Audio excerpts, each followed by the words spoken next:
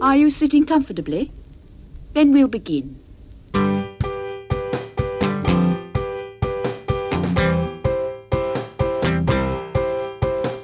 10 minutes left. Yeah, but there's still some time. It's not the final score. We need more than the numbers we're given. Show us you live and breathe the game. You're more than a name. That's what we came for. We can bring you more than the score. Every story. Let's take this thing off of the field into the real world, away from the numbers, away from the numbers. Welcome back, my friends, to the show that never ends. There's still time. The AFTN Soccer Show, broadcasting on CITR Radio 101.9 FM from the unceded Musqueam territory of the University of Beautiful, and at the moment, very wet, British Columbia. I'm Michael McCall, And I'm Zachary Adam Eisenheimer. and we're back for another packed podcast. And according to the weather folk, we're right in the middle of another atmospheric river. Oh, are you serious? Yeah. Oh, I didn't It's, hear it's that meant to part. last from now till Wednesday, Oh, brutal. which is another good reason that I'm no longer going to Spokane. So yeah, you'd have to drive through the river out here. Yeah. And of course, the Whitecaps do have to go to Spokane, and I've decided not to go. I've been talking for weeks how much I was looking forward to it, but Thursday night's game has kind of dampened my appetite for that, much as an atmospheric river would dampen me if I was out in it. And I might live to regret it. I might miss the most epic comeback of all time from the Whitecaps in the Champions Cup. But I've decided, Zach, to save my money for Cincinnati in the quarterfinals. Yeah, I think you're going to miss out. I said it. I know, I've got this feeling now as well after today and after watching Seattle tonight. Yeah. It's a tough one. It's a couple of days accommodation because I'm not a morning person. I know I'm not going to get up in time to leave early. So I need to leave and get over the border Tuesday night if I go. So decided not to. Might regret it. We will talk about Whitecaps Seattle in this part. As much as I'd like to pretend it was a one-game week, we will talk about that in this part. We'll talk about the big 6-0 win over Minnesota today in part 2. Look around MLS in part 3 here from Minnesota head coach Cameron Knowles as well, and talk a little bit of World Cup in part 4 with your usual sprinkling of fun and excellent music, I like to think, sprinkled through it as well. So should be another good show. How's your week been apart from going to tons of football matches? Yeah, no, it was a really fun. This last week and a half has been lots of games, lots of different. I think it's 5 games in 3 venues or something like that. You've done a little trip over to the island. Four venues, I guess. Yeah, no, it's been really good. Got to see VFC, PFC, the BC Derby, and the CPL preseason, which was actually really, really, really good. Yeah, Did it finish 3-2? Because the last text Yeah, you sent me sorry. was 3-2 with 10 minutes to go. Yeah, and sorry, then I heard what- nothing else, and I was it did. like, oh, he's taking this defeat tough. No, it did end 3-2, but no, it was. More the Tridents. It was. Yeah, it was. I mean, it was one of the stranger own goals I've ever seen. Actually, to open the scoring, that was ultimately kind of played a difference. But it was interesting, mixed squads, especially from Marty Nash and James as well. But he was more top heavy, whereas it felt like Nash was a little bit more balanced throughout. But yeah, watching Emmerich Fotzing when he came on for the last third of the game. Yeah, good quality. Some new players. There's new players. There's a new player who was doing some, running around and a few touches on the ball. It's some potentially exciting times for. I take it this is a new player that's not been announced yet by Well, there was both player. both that there was both. There was Bibishakov. if I'm not Yeah, pronouncing he it right. looks a really good prospect. He scored a goal and yeah, showed a lot of promise. And then yeah, there's at least one unannounced player that was there that was doing some work. Someone that we would know? Some people probably, yeah. Oh, intriguing. I mean, not a lot probably, but Oh, some, okay, right. some, some, yeah. Are you going to let everyone know the other reason you were over on the island? Your big audition My big audition. for Stew the Starfish? No, we actually we did some good hunting over there on some Facebook Marketplace deals on some tabletop board games I was and going to say Lego. yeah, Kurt got one little Lego thing, but no, we went to one of our favorite game stores and then we did, like I said, some hunting on Facebook Marketplace that was really, really awesome. Yeah. Talking of Lego, because some folk may or may not know this, but there's a special World Cup Lego soccer ball and Yeah. trophy as well. And our good friend JP Hutton out in Hamilton has got the World Cup trophy. Yeah. And I've been following his progress on Instagram as he builds it. That looks very complicated. It's not that complicated. It's Oh, really? yeah. To me as a non-Lego person, it looks. Yeah, they're not really cheap, those sets, but if you're gonna get them, you need to go get them at Costco. Costco's the best place to get them right now because I don't know. The World Cup trophy I think is like 240 or something plus tax and Oof. on Lego on the Lego site, and I think at Costco it's like 200 or something. The Wow. ball, I forget. The ball is less exciting to me. Yeah. I out of them, the ones that I'd seen, the trophy was the one that looked exciting, but not at that price. But of course, everything about this World Cup is expensive. And I mean, we had an interesting chat on World Cup stuff last week, and we've got more to come following on from that in part four. But we'll kick off this show as we have for many of our shows in 2026. We're doing a Canadian soccer A to Z in tribute of the wonderful world of Canadian soccer in this special year for the country hosting a World Cup. And we are up to the letter L.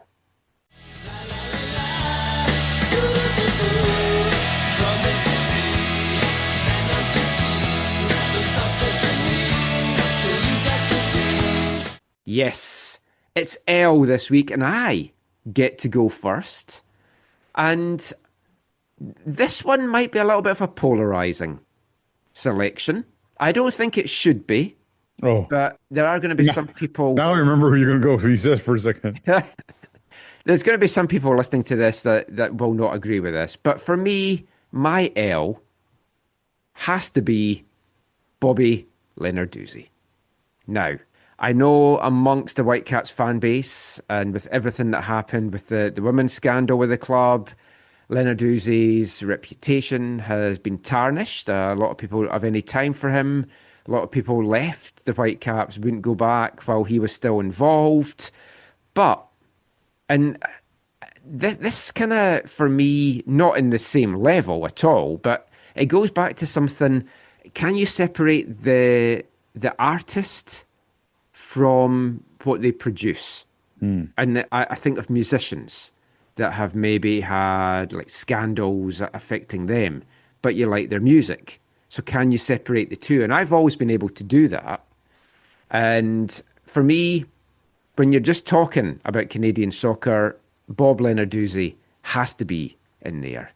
Vancouver, born and bred, he has his fingers and his DNA weaved throughout Canadian soccer over the years.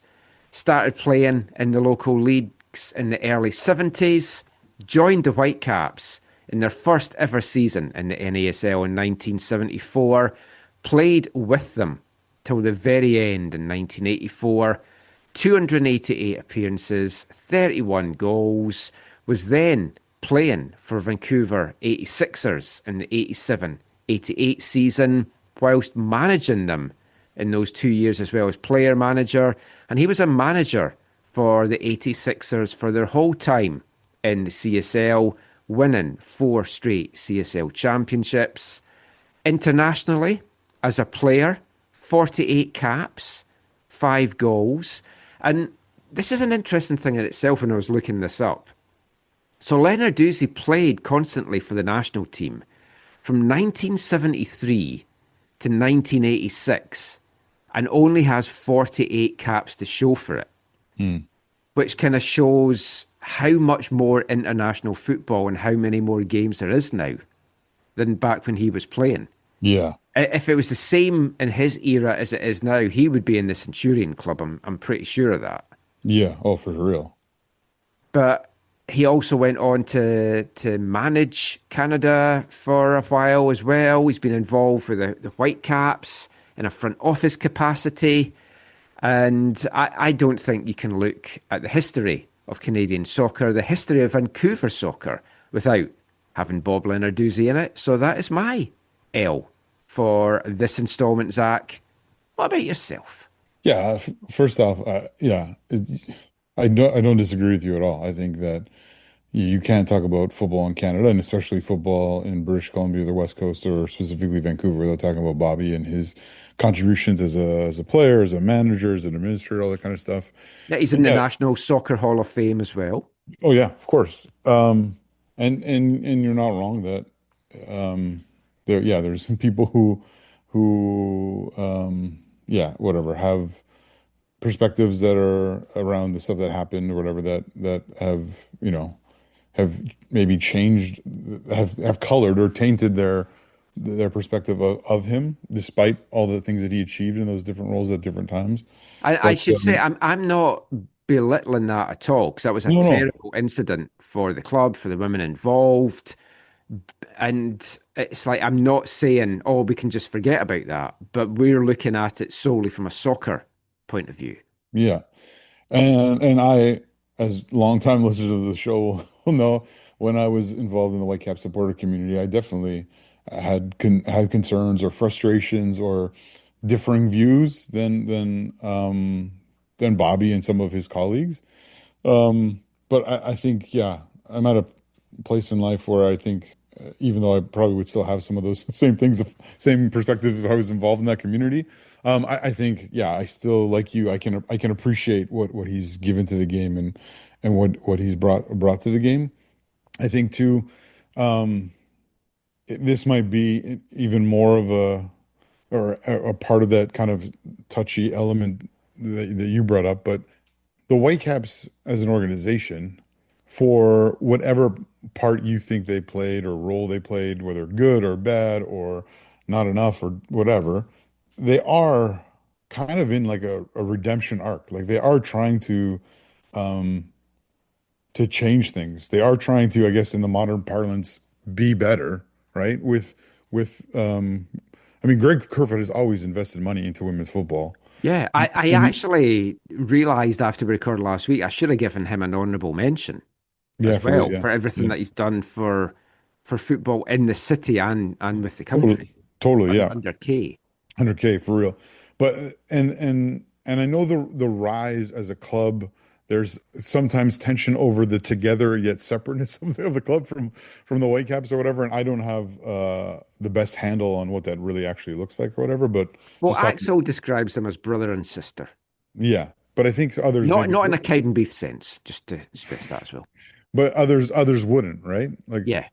So yeah, there's that. But they are trying to, I think, redeem that part of the club and the club history and trying to move forward in a positive way, which is really, is that not all you can really ask? So I think a list like this, you can't have it without including Bobby. Yeah. Right. For mine, I'm going to go with kind of a little bit follow up to the one I think I gave last week, but I'm going to go with another female footballer from Canada Soccer. And it's a woman who we kind of saw grow up as a footballer and then kind of suffer as a player, suffer horrific injuries, an attempted comeback, and then more horrific injuries.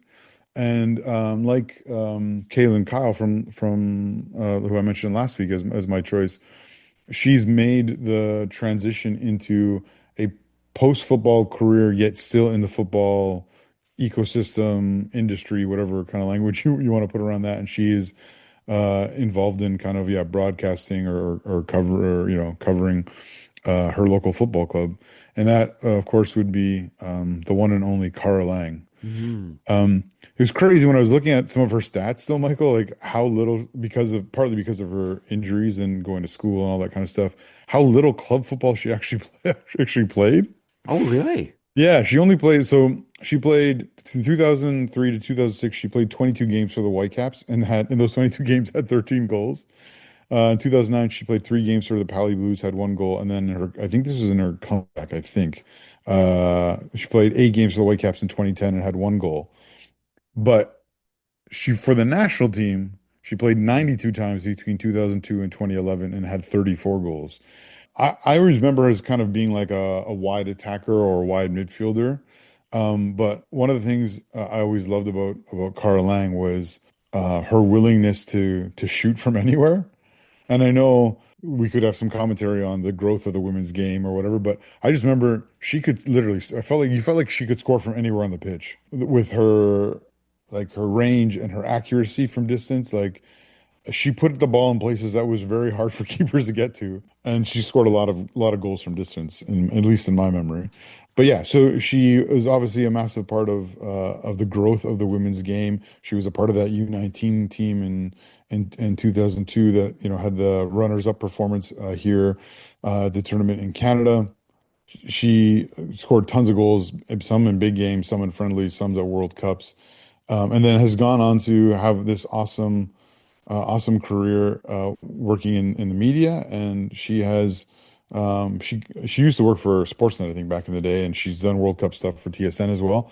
And I don't know who her employer is actually right now, but all I know is she covers LAFC and she loves LAFC, and she lives, of course, for those who maybe don't know, she married Ricky Romeo, former Toronto Blue Jay. Oh, I didn't And know that. oh yeah, she's married to Ricky Romeo. And their family lives down in LA, and yeah, and like Bobby, she's a member of the Canadian Soccer Hall of Fame. Hmm. That's a good one. I was just looking at some stats there just now.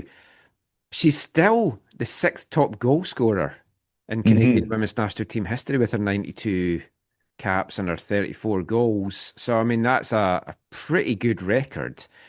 I'll do a couple of honourable mentions, and Oh, we'll start on the women's are you side. gonna steal my honorable Well, mention? Yeah, you give yours now, because otherwise I probably would, because I'm starting on the women's side, and I think I know yeah, what yours is going to be.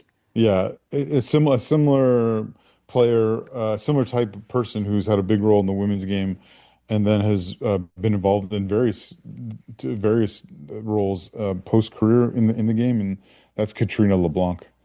Karina. And sorry. Karina. Sorry, Karina LeBlanc. Sorry, did I call her Katrina? Sorry. Yeah. Karina LeBlanc, who actually I think she's born in the States, but like Maple Ridge was like like her hometown in Canada, or she grew up in Maple Ridge or whatever. Um, she was part of she won the bronze. I can't remember if she won it twice, but she won the bronze for sure the No, first time. yeah, she did the 2012. She wasn't part of the team in 2016. Yeah. But then she was always just around the team, involved. She obviously then went on to be heavily involved with the Thorns in Portland. And I think right now she's in a different sport now. I forget what she Yeah. switched. Basketball. Basketball, yeah.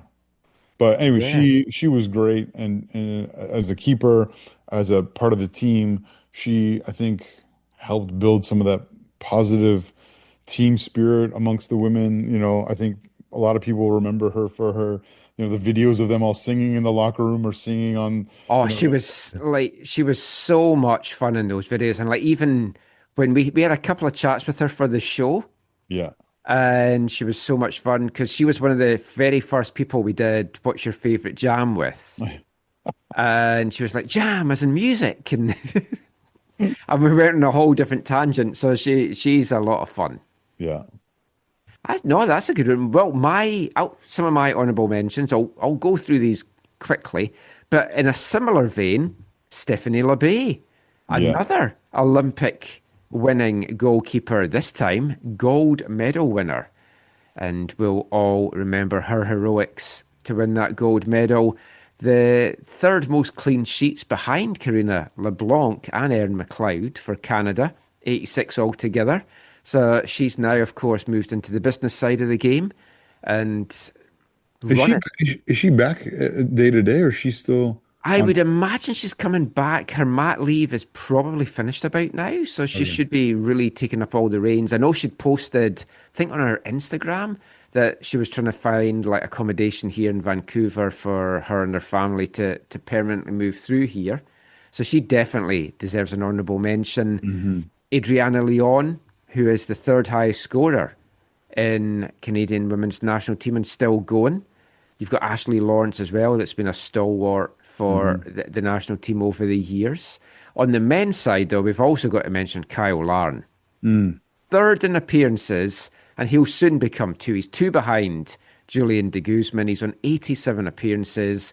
And you would imagine, especially because he's kind of rekindled his form now with Well, Southampton, yeah. that he's going to be at the World Cup, get playing time, Well, and when he'll you become the second most when you captain partner Canadian. that with the fact that Promise David's injured and out of the World Cup, Well, yes. He's I also think the that second highest goal scorer as well, with 37 behind David, Jonathan David. yeah, So that those is are all those an are all good shoutouts. yeah, honourable mention for me. So that is our L. Let us know if you feel we've missed anyone out, and we'll be back with the best letter of the alphabet next week. M. Might put myself in there.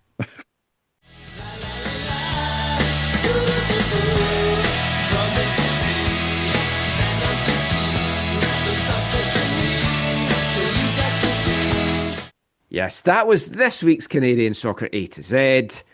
We'll get on now to talking about the Whitecaps week that was on the pitch, and it was a roller coaster of a week. I don't really want to talk too much about the game on Thursday, but we have to. And I've got to say the game on Sunday has rejuvenated my hopes for what is going to come in the second leg. But that first leg at BC Place on Thursday night, Whitecaps 0, Sounders 3.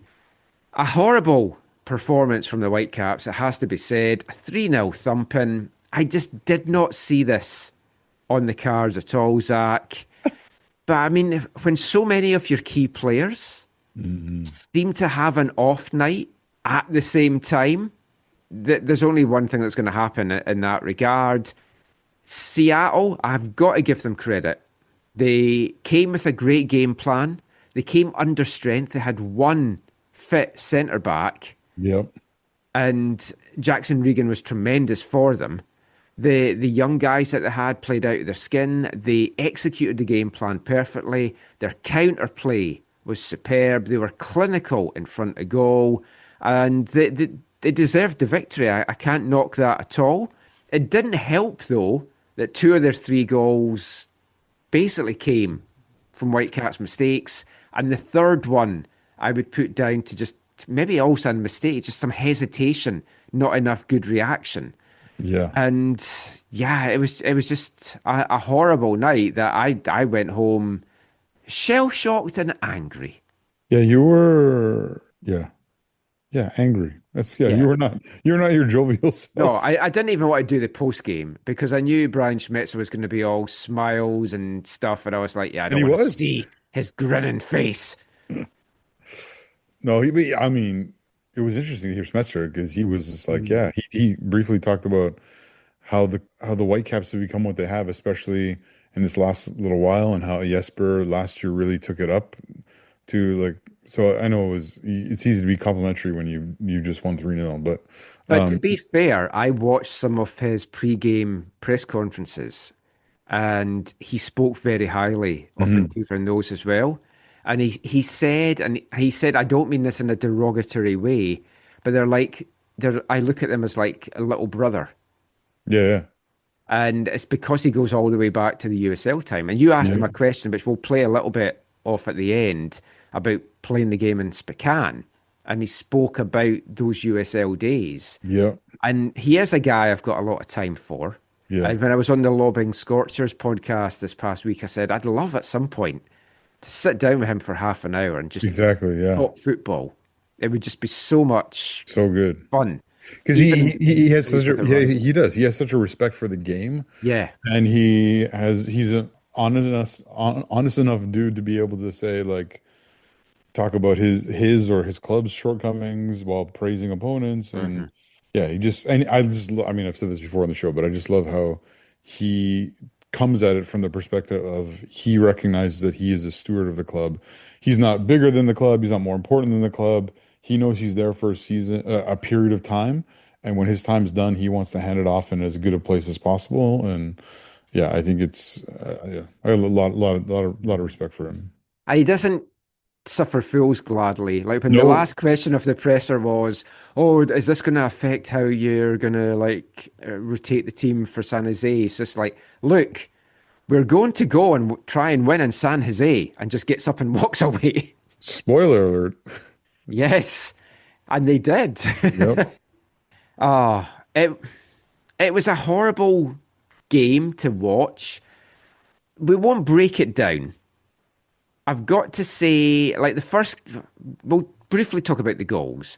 The first goal, it was a mistake from Matty Laborda. He just doesn't get enough in the pass back, Yeah. and he's punished. And Yeah.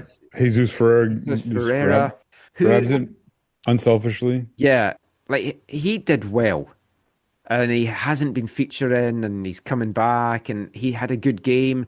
Unselfish, as you say, could have gone for it himself, cuts the back, and Areola, in his first game back, a Yeah. year to a day after having an ACL injury in the same Yeah. competition.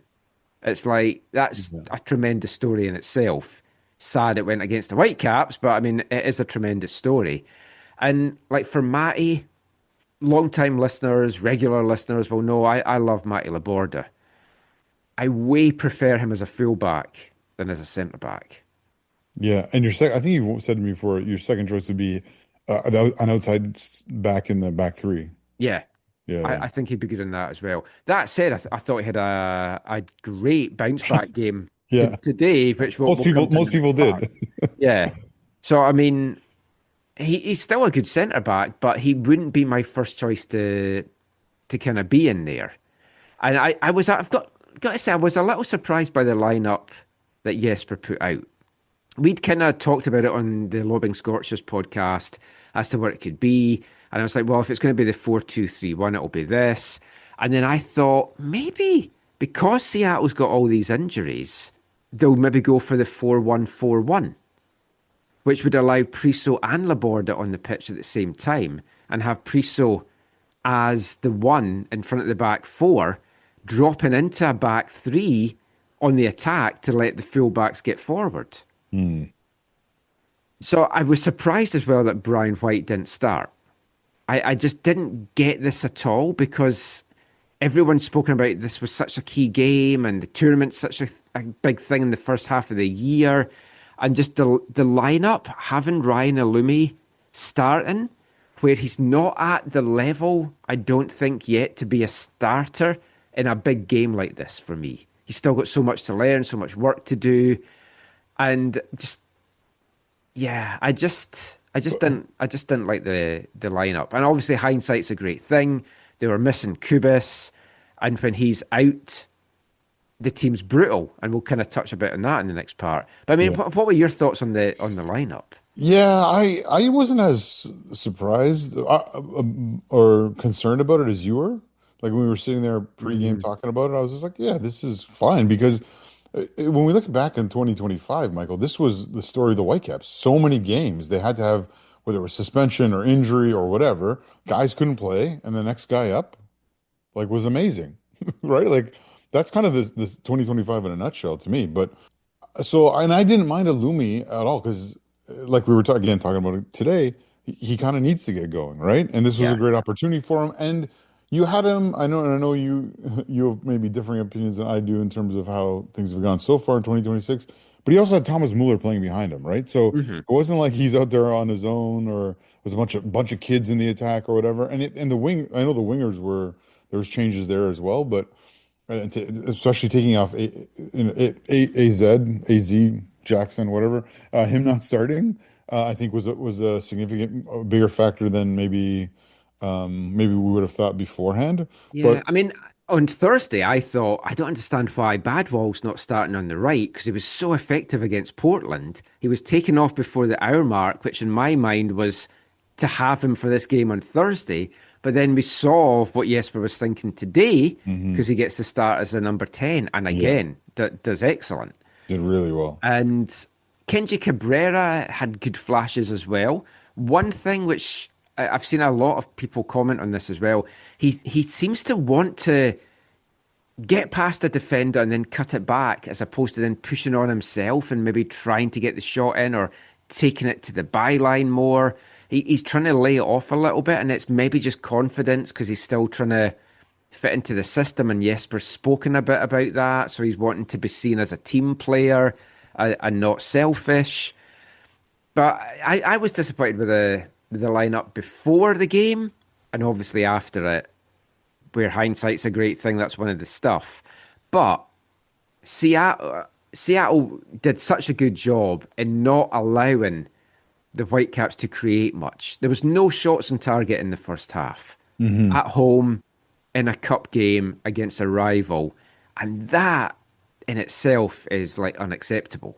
But that said, I think this team and Jesper have deserved to have one game like this because it is just so unusual for this team to play like that. So, yeah, everyone is entitled to an off day. Whitecaps had it last year when they were demolished a BC Place by San Diego. Hopefully, that is this year's one that we just saw. And we won't see any more like that in 2026.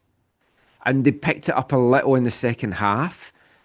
And I didn't know when I saw the lineup, was the game plan, okay, it's a makeshift defence, let's get them tired and then bring the big guns on to run at them in the closing stages of the game. But by that point, the game was basically over. And the tie looked like it was basically over as well, unless they could. It felt they needed to get 2 goals to make it interesting. 1 goal still wasn't going to do much because they still would have to score 3 goals in Spokane in the second leg. The second goal, I still feel it was offside. I've looked at it several times. And if you look at the line markings, where it's kind of whatever's gone over the pitch, yeah, if you follow the line down, he's onside. But then you follow it down from the TV angle as well. And the difference between him and the halfway line and the defender in the halfway line it's different. But it could just be the TV angle. And obviously we're not drawing lines and CONCACAF and everything like that. I still can't look at that and not understand how it wasn't offside. But it obviously wasn't because they looked at it. Yeah, I mean, initially I thought for sure it's offside. Yeah. But yeah, I heard multiple people say no, even like Whitecaps fans say no, it's. I've looked at it, it's onside. I looked at it just on the highlights, and I'm like, yeah, okay, I see why they gave it, but I mean, regular listeners will maybe not like me harping on about this, and I know this is not MLS, but in these competitions, MLS, CONCACAF Champions Cup, they need to have the technology to make it definitive so that there's no unrest amongst the fans of the clubs to say, oh, this was right or this was wrong. But even with video assistant replay, as I was reminded this weekend, referees can screw stuff up. Oh yeah, because it's still human error that's working it. I mean, the second goal, a couple of unfortunate ricochets, and Ariola's there to put it away. The third goal, got to give a lot of credit to Paul Rothrock, who I really like as a player. When I did the Lobbing Scorchers show, the one Whitecaps player they would love is Sebastian Berhalter. The one Sounders player I would love is Paul Rothrock.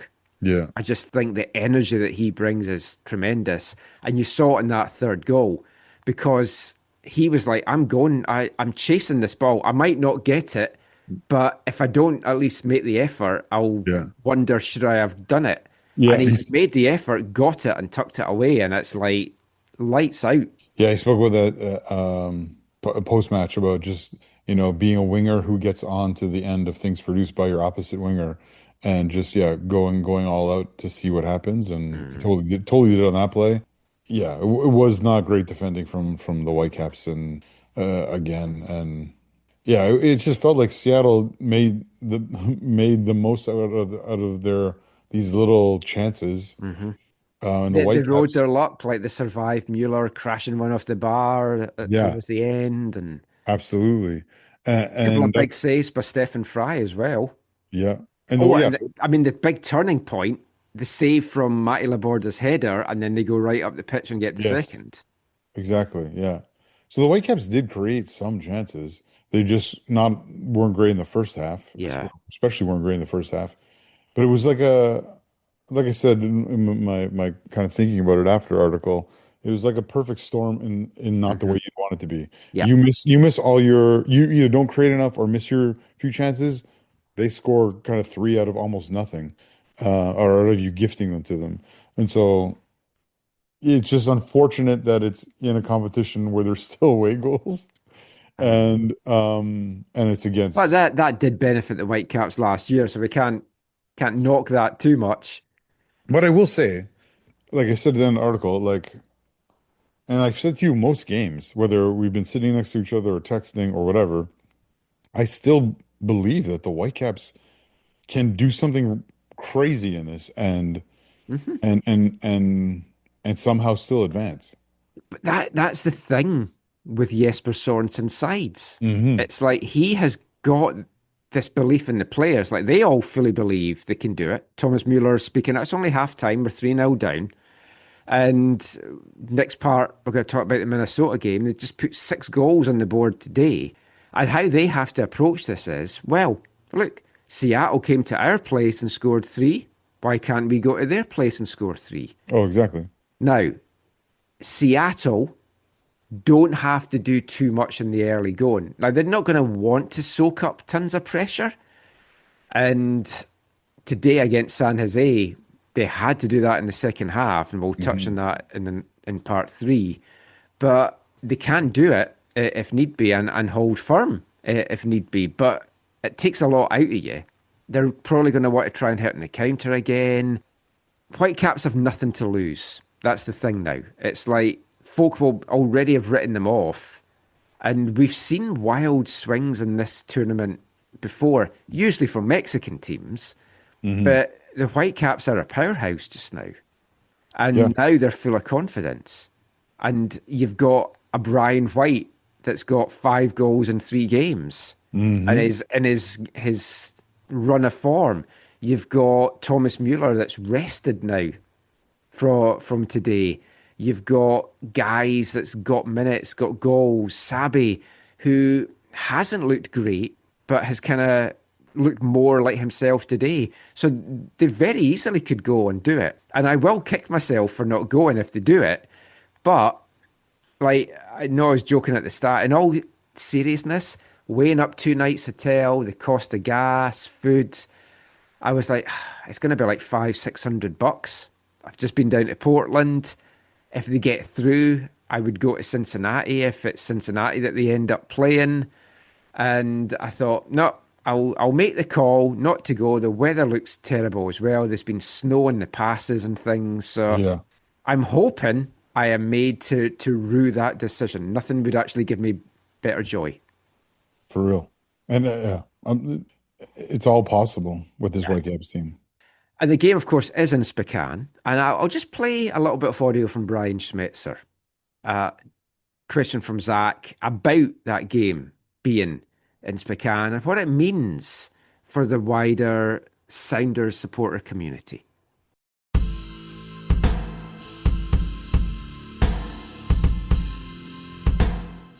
No one wants to play a home match away from their home stadium. How does this performance and this result help you going into the game in Spokane, where you have the opportunity to embrace the larger Sounder Nation in the wider state of Washington? Great. That's a fantastic question. I'll answer it in 2 ways. The first one, the easy one, is yes, we want to go into Spokane, reward some of the Sounder fans that are on the eastern side of our state. You know, there's soccer people everywhere in the Northwest. You know, it's a great soccer culture everywhere. And going there to Spokane kind of reminds me of the USL days. We used to go over to Yakima and places like that and play exhibition games and, you know, stuff like that, do camps over there. So I'll enjoy that trip. I know Craig Weibel, you know, being an eastern part of the state guy, he'll enjoy coming back home. But the soccer part of it, a result like this, helps us a little bit because we don't really know the stadium that well. We're going to go a day early and try and get a feel for it. My good friend Osvaldo Alonso is giving us the red carpet treatment when we get there as part of the ownership group there.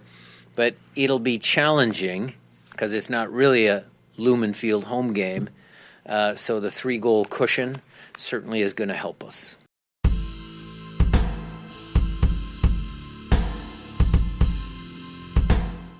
So Brian Schmitzer there just talking Zach, like his face lit up when he could talk about the old USL days and exhibition games in Yakima.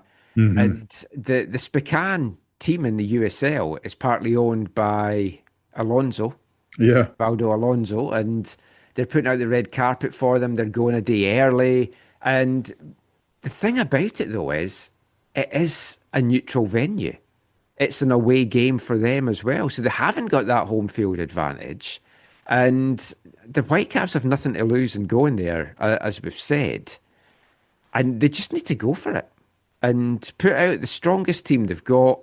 Now, Tristan Blackman, I don't know if he'll be back in time for that or not, but he had an off first half as well. Tate Johnson had an off first half. You hope they've got all that out of their system now. Yeah. And if they can all play to their levels that we know they can, they've got a chance in this. Right calf tightness for no limping though when he came out all iced up. So that was a good thing. Yeah, it would be good to have him back. Yeah.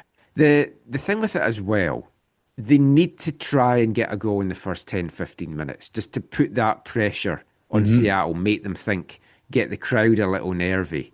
And then if you can get a second before half time, everything's then on the table. So it's going to be a good game. I thought it was a really good week of Champions Cup action, just in general. Miami, Nashville, I'll touch upon in part 3 for reasons that will become clear. The Whitecaps losing, though, it was frustrating because Cincinnati thrashed Tigres 3-0. Yeah. And there's a great chance they're going to go through. And I fancy Whitecaps going up against Cincinnati over 2 legs. And I would be more inclined to go to that than heading back down to Mexico again as well. So that makes it even more frustrating. But there was a couple of other, just to round this part off, talking points. LAFC really struggled to come away with a 1-1 draw at home to Alajuelense. And away goal for the Costa Ricans now. And that is going to be a very tasty second leg. Yeah, as much as someone who loves Saprissa, it means I do not like Alajuelense, but it was kind of nice to see them put in a really, really great performance. And yeah, the second leg, I think, it's going to be intense down there. Oh, and, nice away crowd as well of fans up or locals that had come along as well, but it added to the atmosphere. It's interesting to see these Costa Rican sides last year and now this year give kind of some of these bigger MLS clubs a real run for their money in these ties. So I think it also showed as well, like when we were saying the Whitecaps had, outside of San Diego, the toughest draw in that first round. And you're seeing it here, that how well they can play. And the last tie I want to mention is the disgrace that affected Mount Pleasant, who weren't allowed visas for 9 of their Haitian players and had to bring academy players to LA Galaxy. Galaxy won 3-0, 2 of them late goals, 1 just before the 90 minutes, 1 in stoppage time. The Mount Pleasant keeper stood in his head, kept going down injured to waste some time, and actually got booked for it, which is a bit controversial as well. But you had to feel for the Jamaican side. They were in it, 1 goal down, had all to play for in the second leg, but those 2 late goals have killed them. But what annoys me in this is if they're not getting granted visas, you either make the Galaxy forfeit the tie, or you say, right, it has to get played in a neutral country. I'd love Mount Pleasant to turn around now and say, yeah, we're not giving any American guys visas to come to Jamaica and have this done. But Mount Pleasant were there by merit, and they've been totally screwed over. And I think it's just disgraceful by CONCACAF that they didn't do something about it.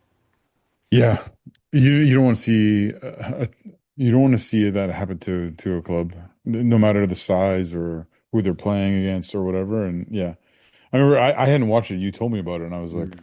you're like, yeah, the score will be deceiving, because they notched a couple at the end. But yeah, a weird and an unfortunate one all around. Yeah. But I really enjoyed the games this week. Looking forward to the games coming up. The crowds, and it wasn't great at BC Place on Thursday night either. I just wish it had more buy-in. I've had some discussions with some media people and just reading stuff online. CONCACAF, they're their own worst enemy at times. It's like they don't want to promote it. So the Lobbing Scorchers guys were up from Seattle, and every game that they go to, home, away in Oh MLS, yeah, they do their post-game show. CONCACAF wouldn't let them do it either on the pitch, which is understandable, but they wouldn't let them do it in the press box or outside the stadium either.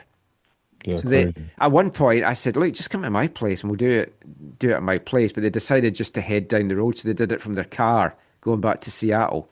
And you should check it out because they're going to A&W and they're so excited because it's different A&W in Canada from America. So they're all like, "Oh my God!" But I mean, you think you'd want to grow the tournament, so it's like let these things happen, promote it, and yeah, disappointing. But we'll see what the second legs bring. I just have a feeling in my water that the Whitecaps can do it. I hope it's not a UTI, and I hope it is going to happen. But that is it for the Champions Cup chat. But of course, there was a second Whitecaps game this week. We're recording this on Sunday, it's almost into Monday. But we're going to be back chatting about the rout against Minnesota after the first of two songs this episode from our Artist of the Month. Hi, I'm Basti Schonlau, and you are listening to the AFTN Soccer Show. Hello there, that's from Glasgow, Scotland.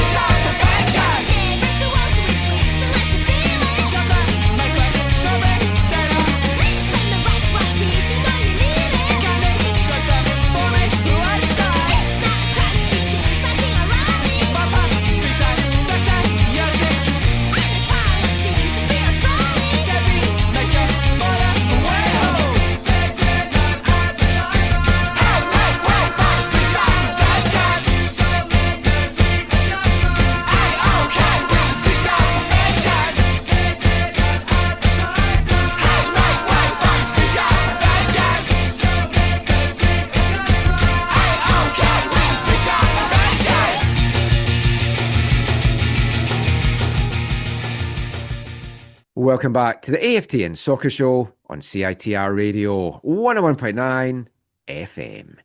And kicking off this part, it's the first of two songs this episode from our Artist of the Month for March. A band from Thornliebank, Renfrewshire in Scotland, just outside of Glasgow. They're called Biss. That was their song, Sweet Shop Avengers. It was their seventh single, released on March 2nd, 1997. It's also the second track on their debut album, The New Transistor Heroes, which was released on April 7th, 1997. The song reached number 46 in the UK charts. And the song name checks a lot of Scottish sweets that I grew up devouring as a kid, as my teeth will testify to.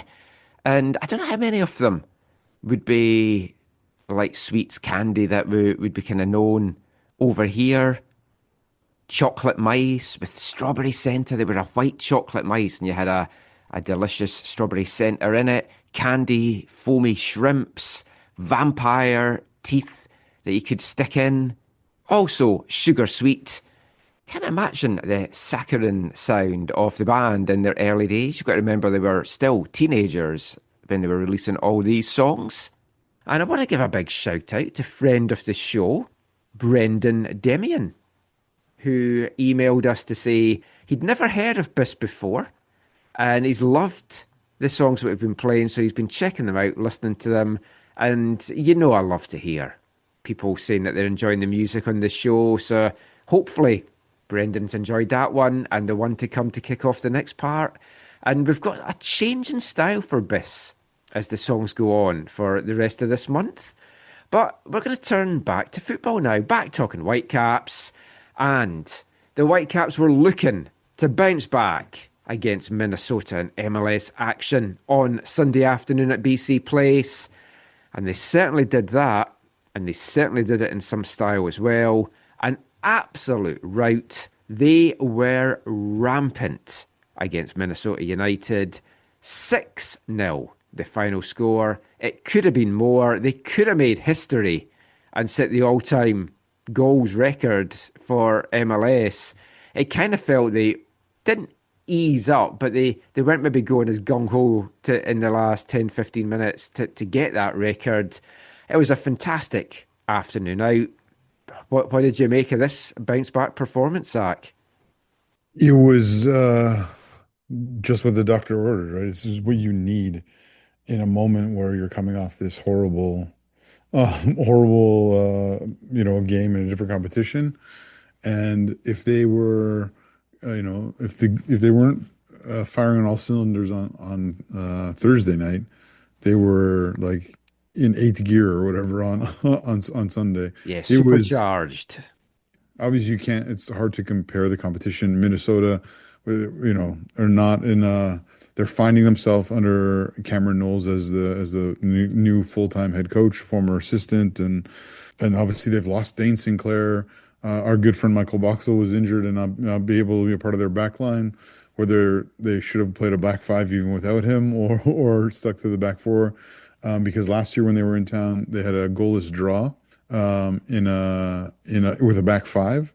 I think that was the May game, right? That was the game before the final against Cruz Azul. So obviously the Whitecaps had a lot on their mind, but still, it was different type of opponent, and the Whitecaps just punished them severely. Every little thing that they created, they either won a penalty and scored, or they scored, or they just kept on having good chance after good chance. And they weren't perfect at the back, but when they weren't, Taka was there to bail them out, and it was just a really encouraging performance that again breathes life into Wednesday's CONCACAF Champions Cup second leg. Yeah. Taka had a superb double save towards the end of the game that right now's in the lead for our save of the season. I'm trying to keep a note this year as we go along.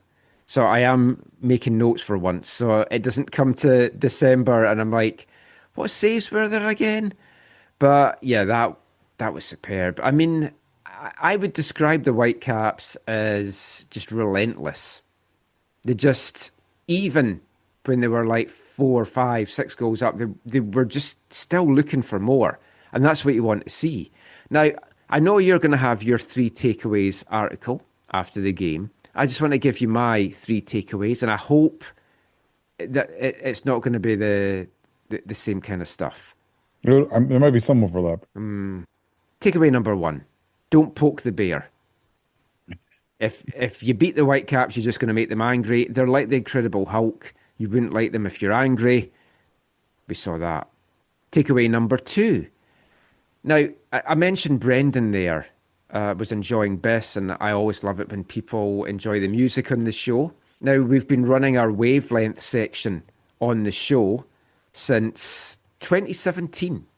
Every show, we play a song all about football, and some bands have featured more than once. And I never know if people are enjoying the songs or not, but I didn't really appreciate what kind of an impact we've had with that section on the show, because we played the songs Goal, Goal, Goal and Goalie's Ball, and they were both by the band James, English band James, and folk have loved that band so much that they turned up for the game today wearing James jerseys.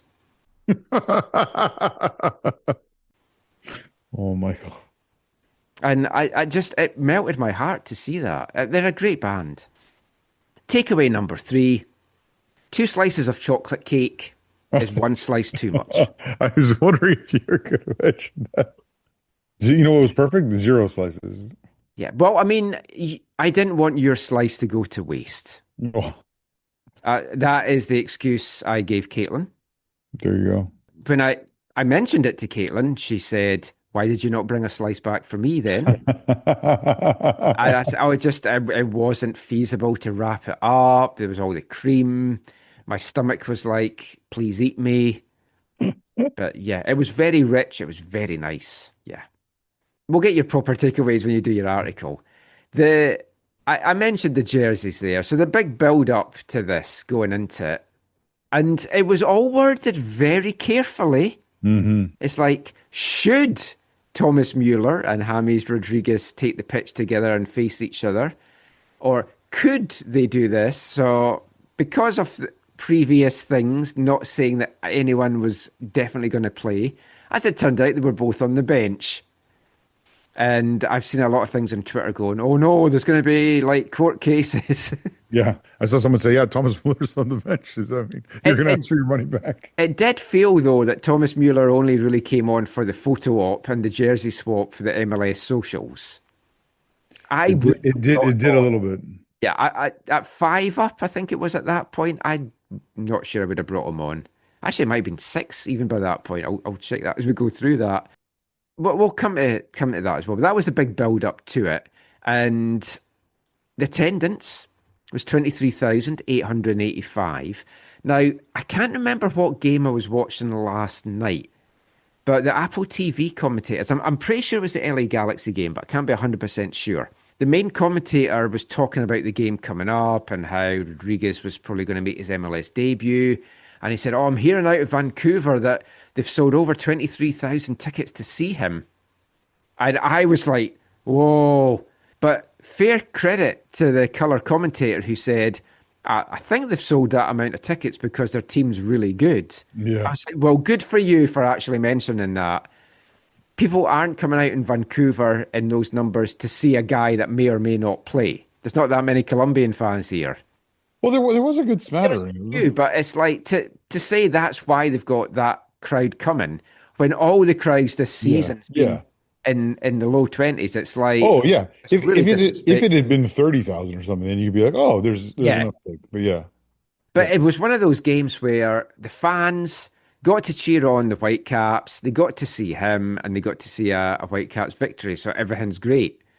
And some folk may have wanted him to score in his debut. I was glad to get the clean sheet. Got to think attack his clean sheet bonus. Mm-hmm. Racking that money up so far this season.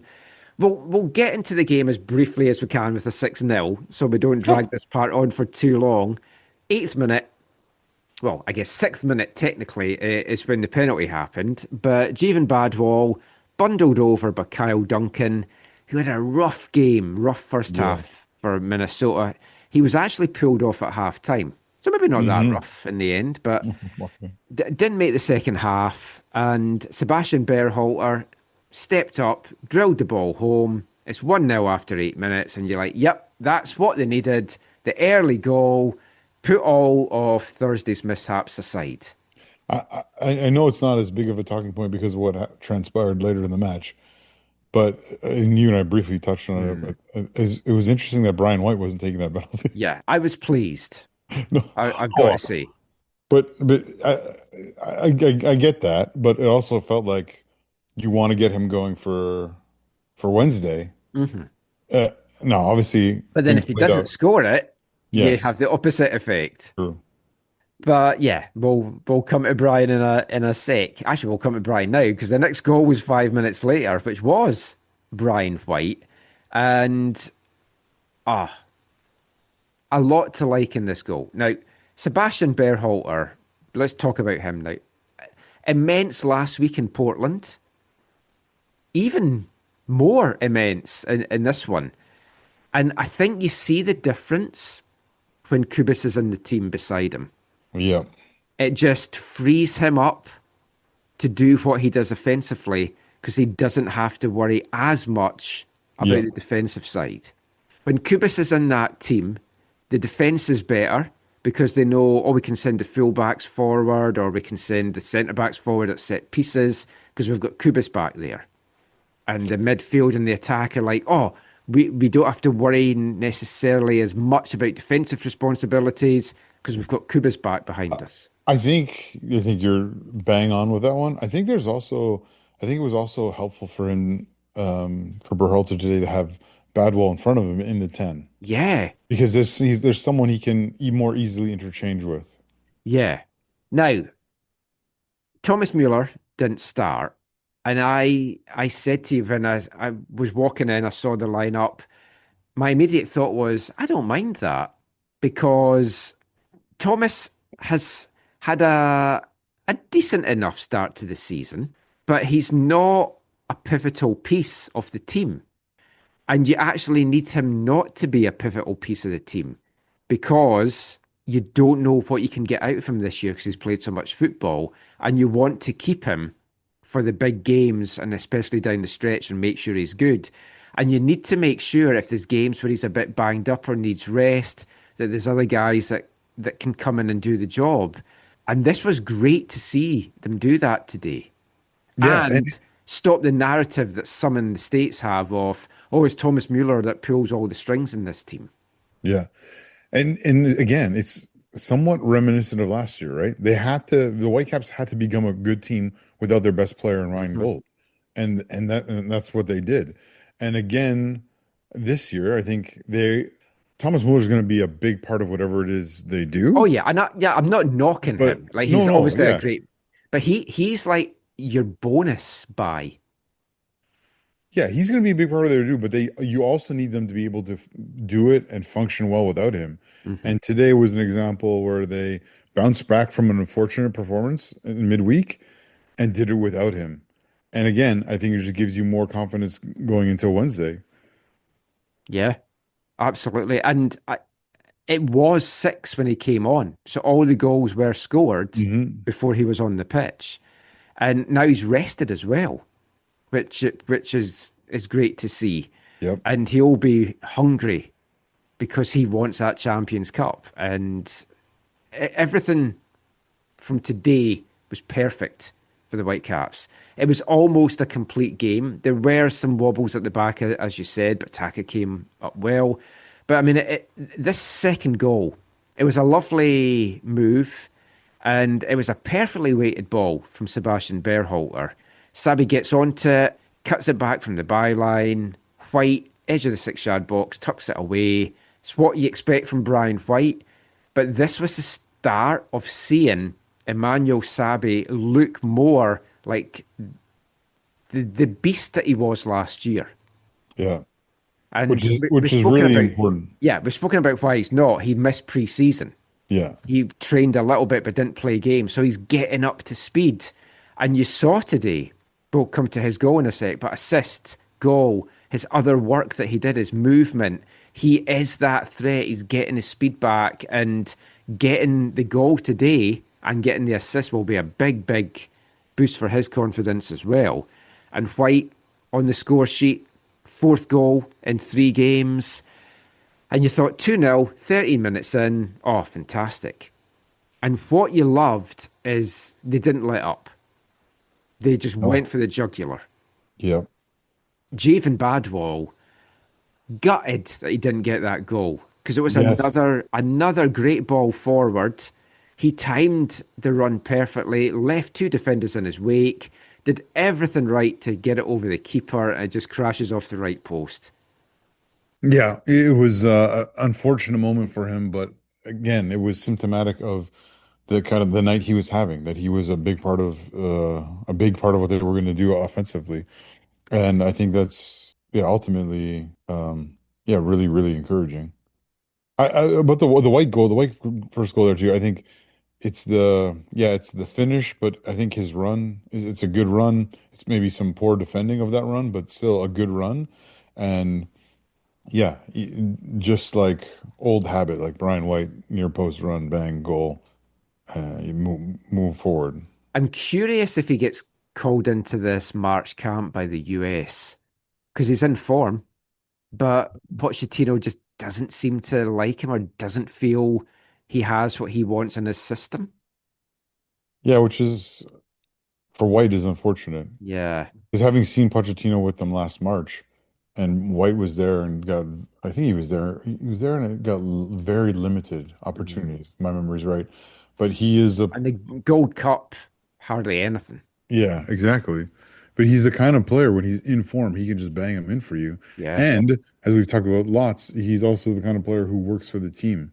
Mm-hmm. Will work with your press, will work, And he's got a great link up with Berhalter as well. And you think, oh, you'd maybe want to get them going. I'm not saying he's a starter, but surely in the mix to come off the bench. So, I mean, we'll see what happens with that.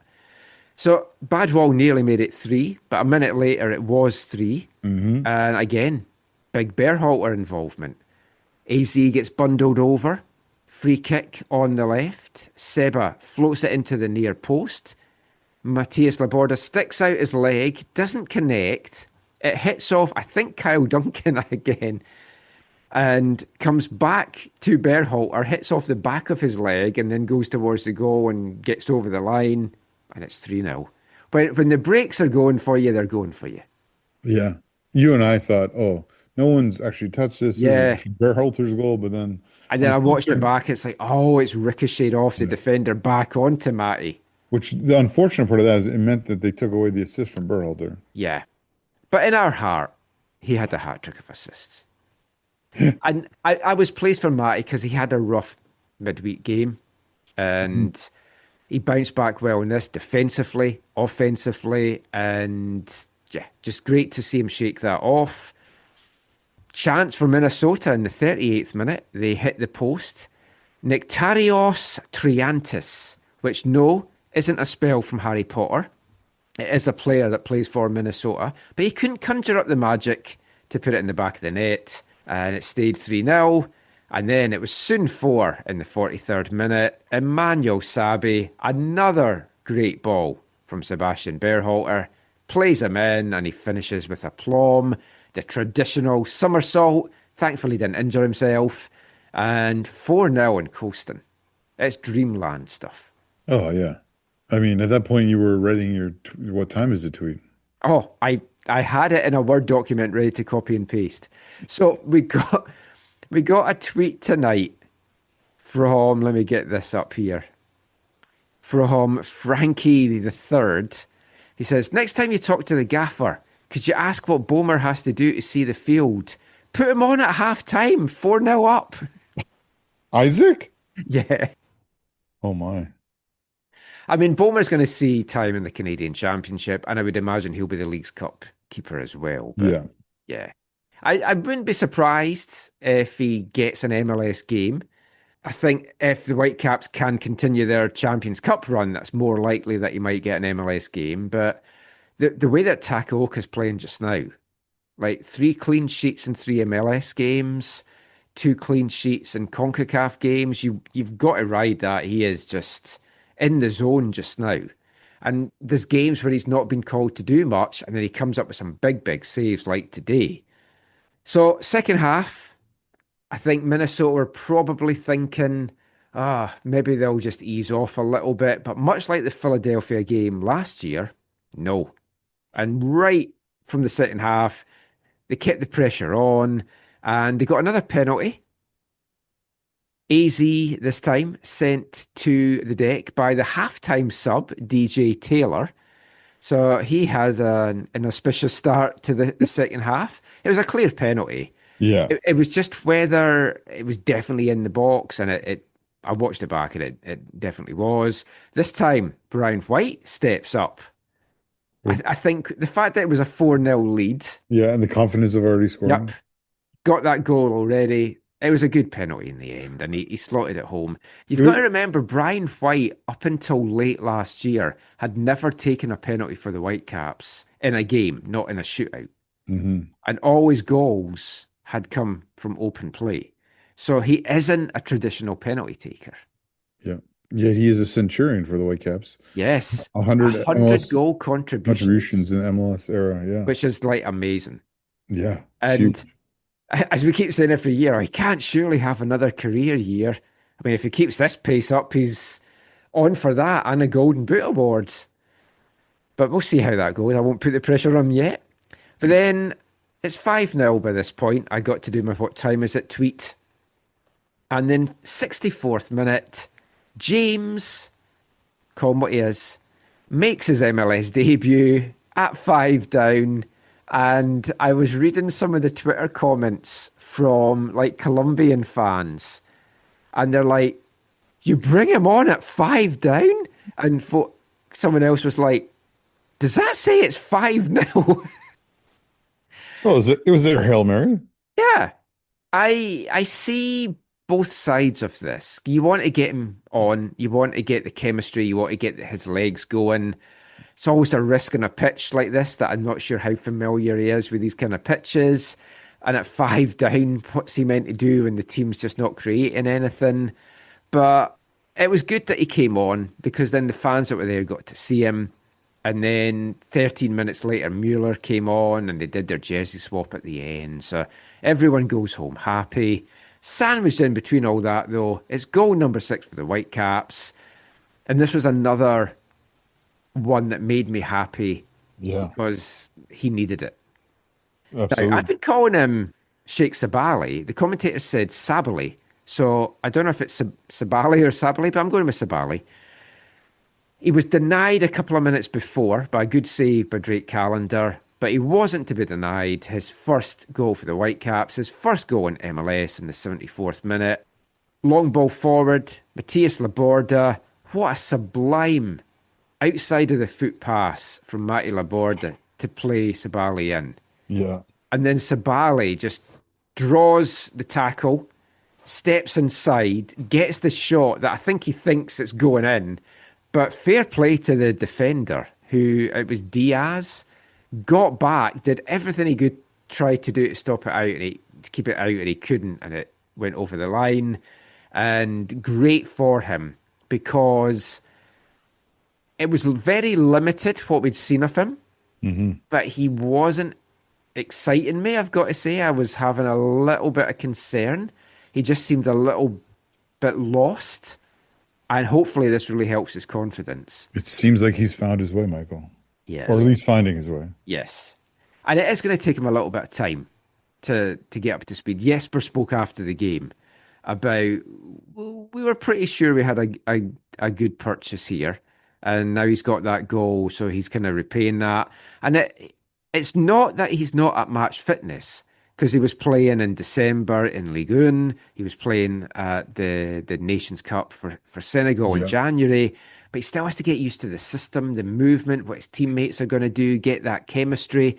And I think it will still take a few games. But he looked very lively, very confident today. Nice celebration. And what I loved most about it, Sebastian Berhalter, subbed off, came running down the touchline to give him a hug. And I asked Seb about it after the game. And it's basically that's what this team is. He said he knows it's been tough for him. He knew what it meant for him to get that goal. And he just wanted to celebrate with him and give him a hug. And that just sums up this team.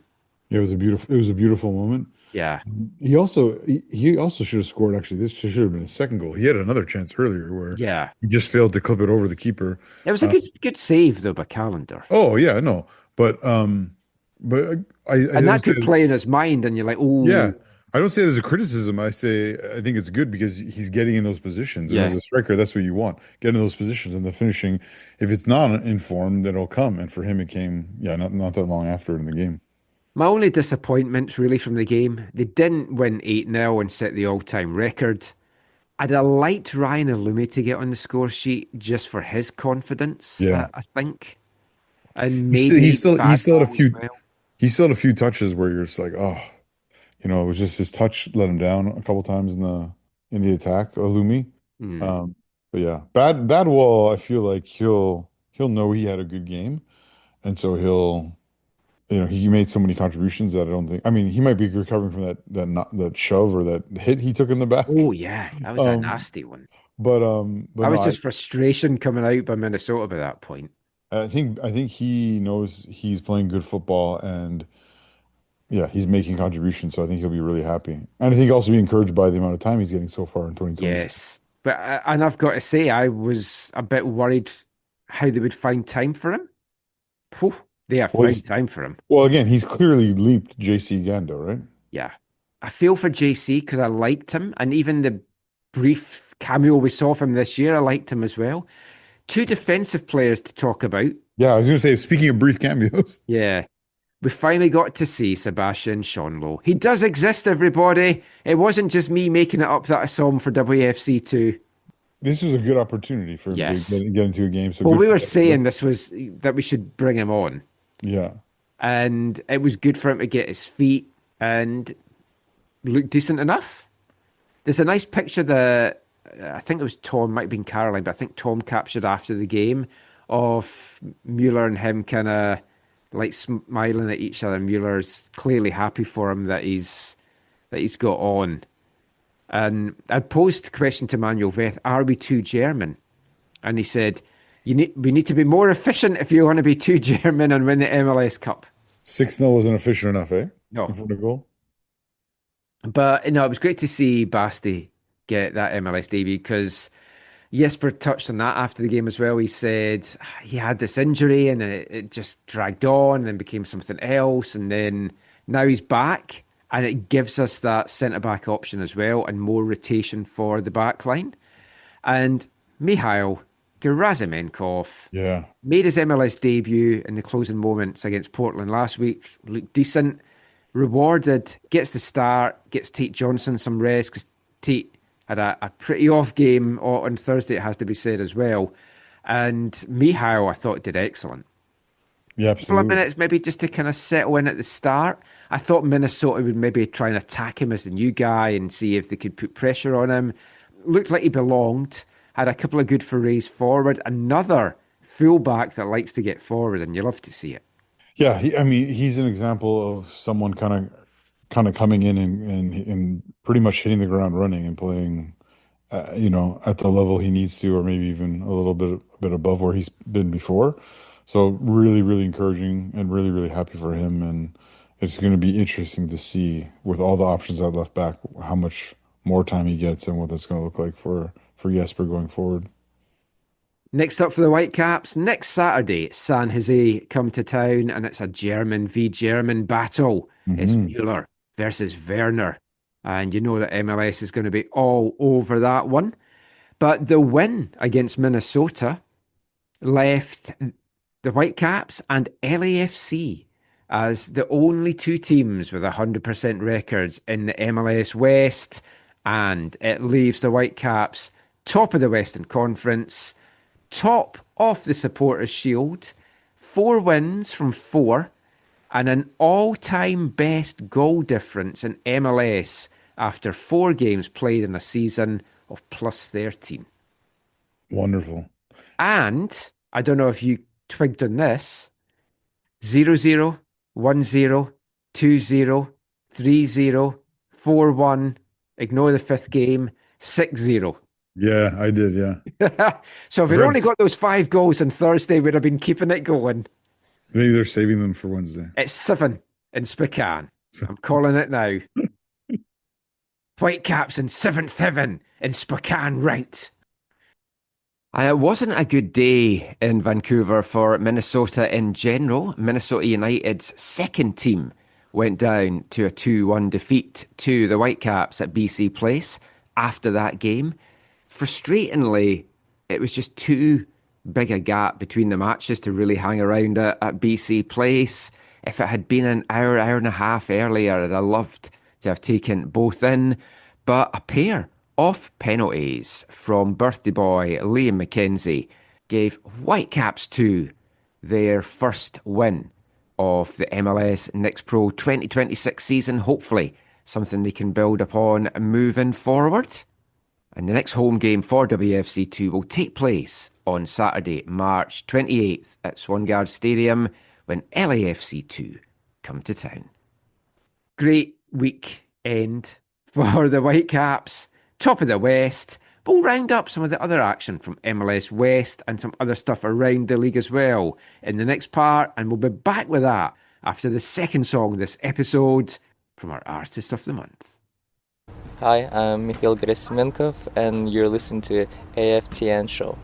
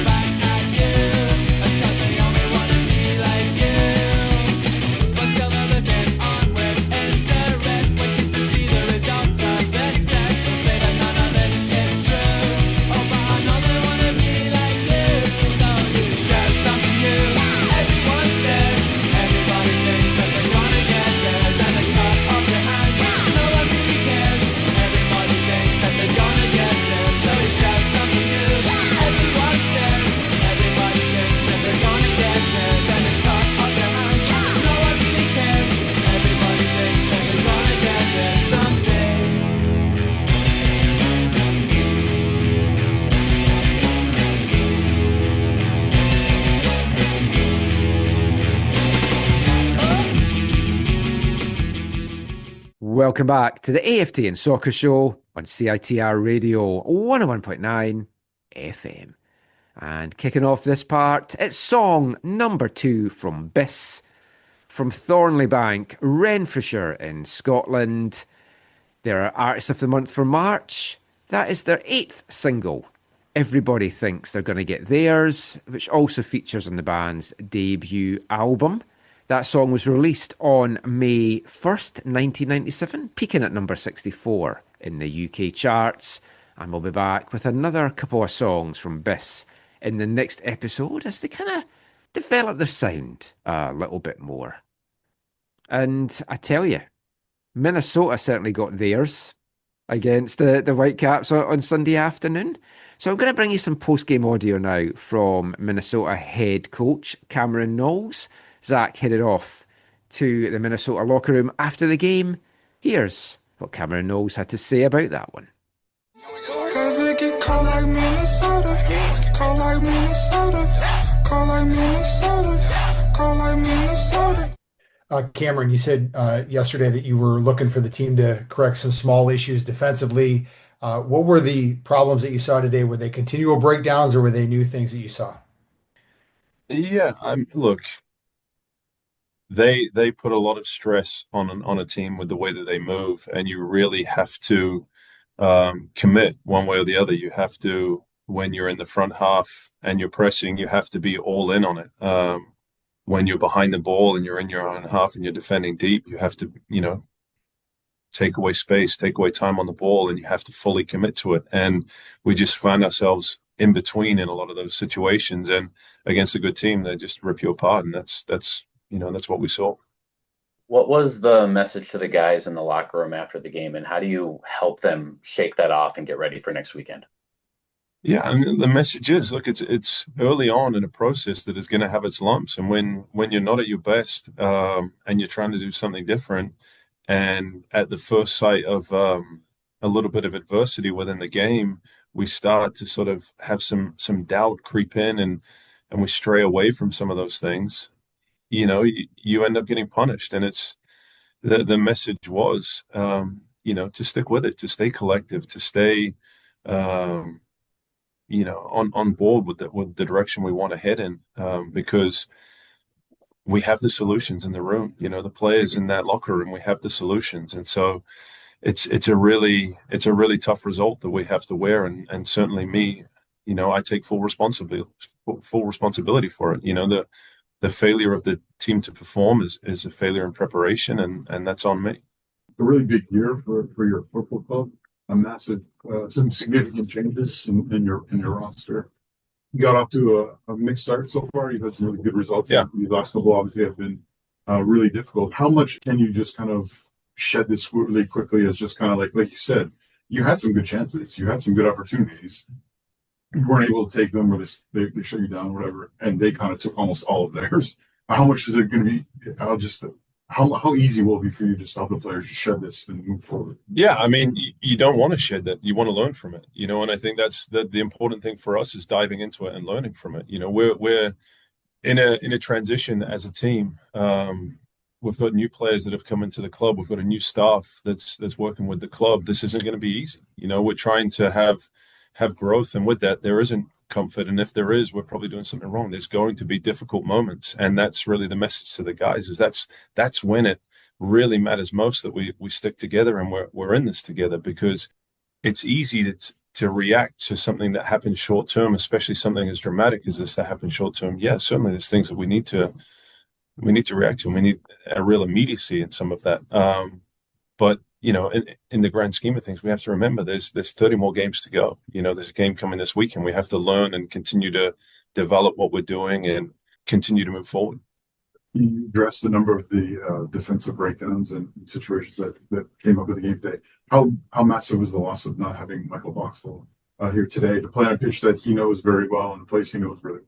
Yeah, for sure. I mean, his leadership, his quality on the field certainly is missed, his experience in the league, and I think his experience in moments where you do find yourself giving up a penalty 6-7 minutes in, whatever it was, into a game, being able to just steady the ship on the field, and have a calm presence. Now we have other guys that bring that, but obviously the more of those players you have in the team, the more of those players you have on the field, the easier it is to weather the storm.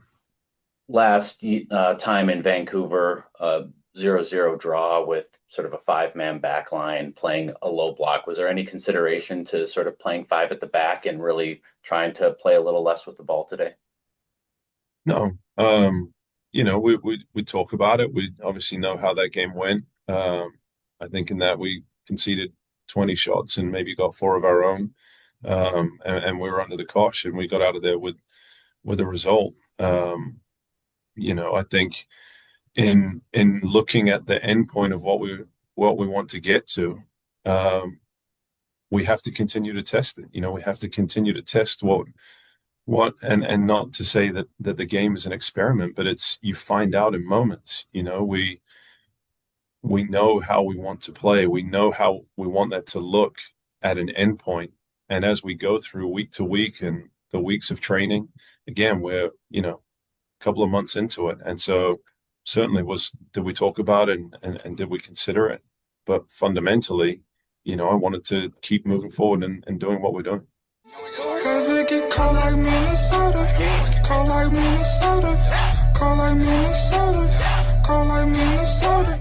Cameron Knowles there, Zach, and I mean, what can you really say after a performance like that? There were some positives to take from it, and I mean, he kind of said a few times there that it is kind of like a work in progress, and as you pointed out, there's been so much change.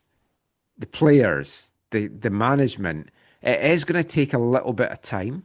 Some Minnesota fans not as patient, and I saw a couple of folk already saying Knowles out, which is ridiculous to me after 4 games of the year. I think there were signs there today that they just need a little bit of tweaking here and there. They've got James Rodriguez now that hopefully, for their sake, will be providing them goals. They're not going to run up against a juggernaut like that every week. I mean, they do play Seattle. They do play Seattle next week. Yeah, not the easiest, but they're at home. Yeah, and it could be good because Seattle could be either tired or they could be demoralized. True. Hopefully the latter. Hopefully both. Both, yeah. Yeah.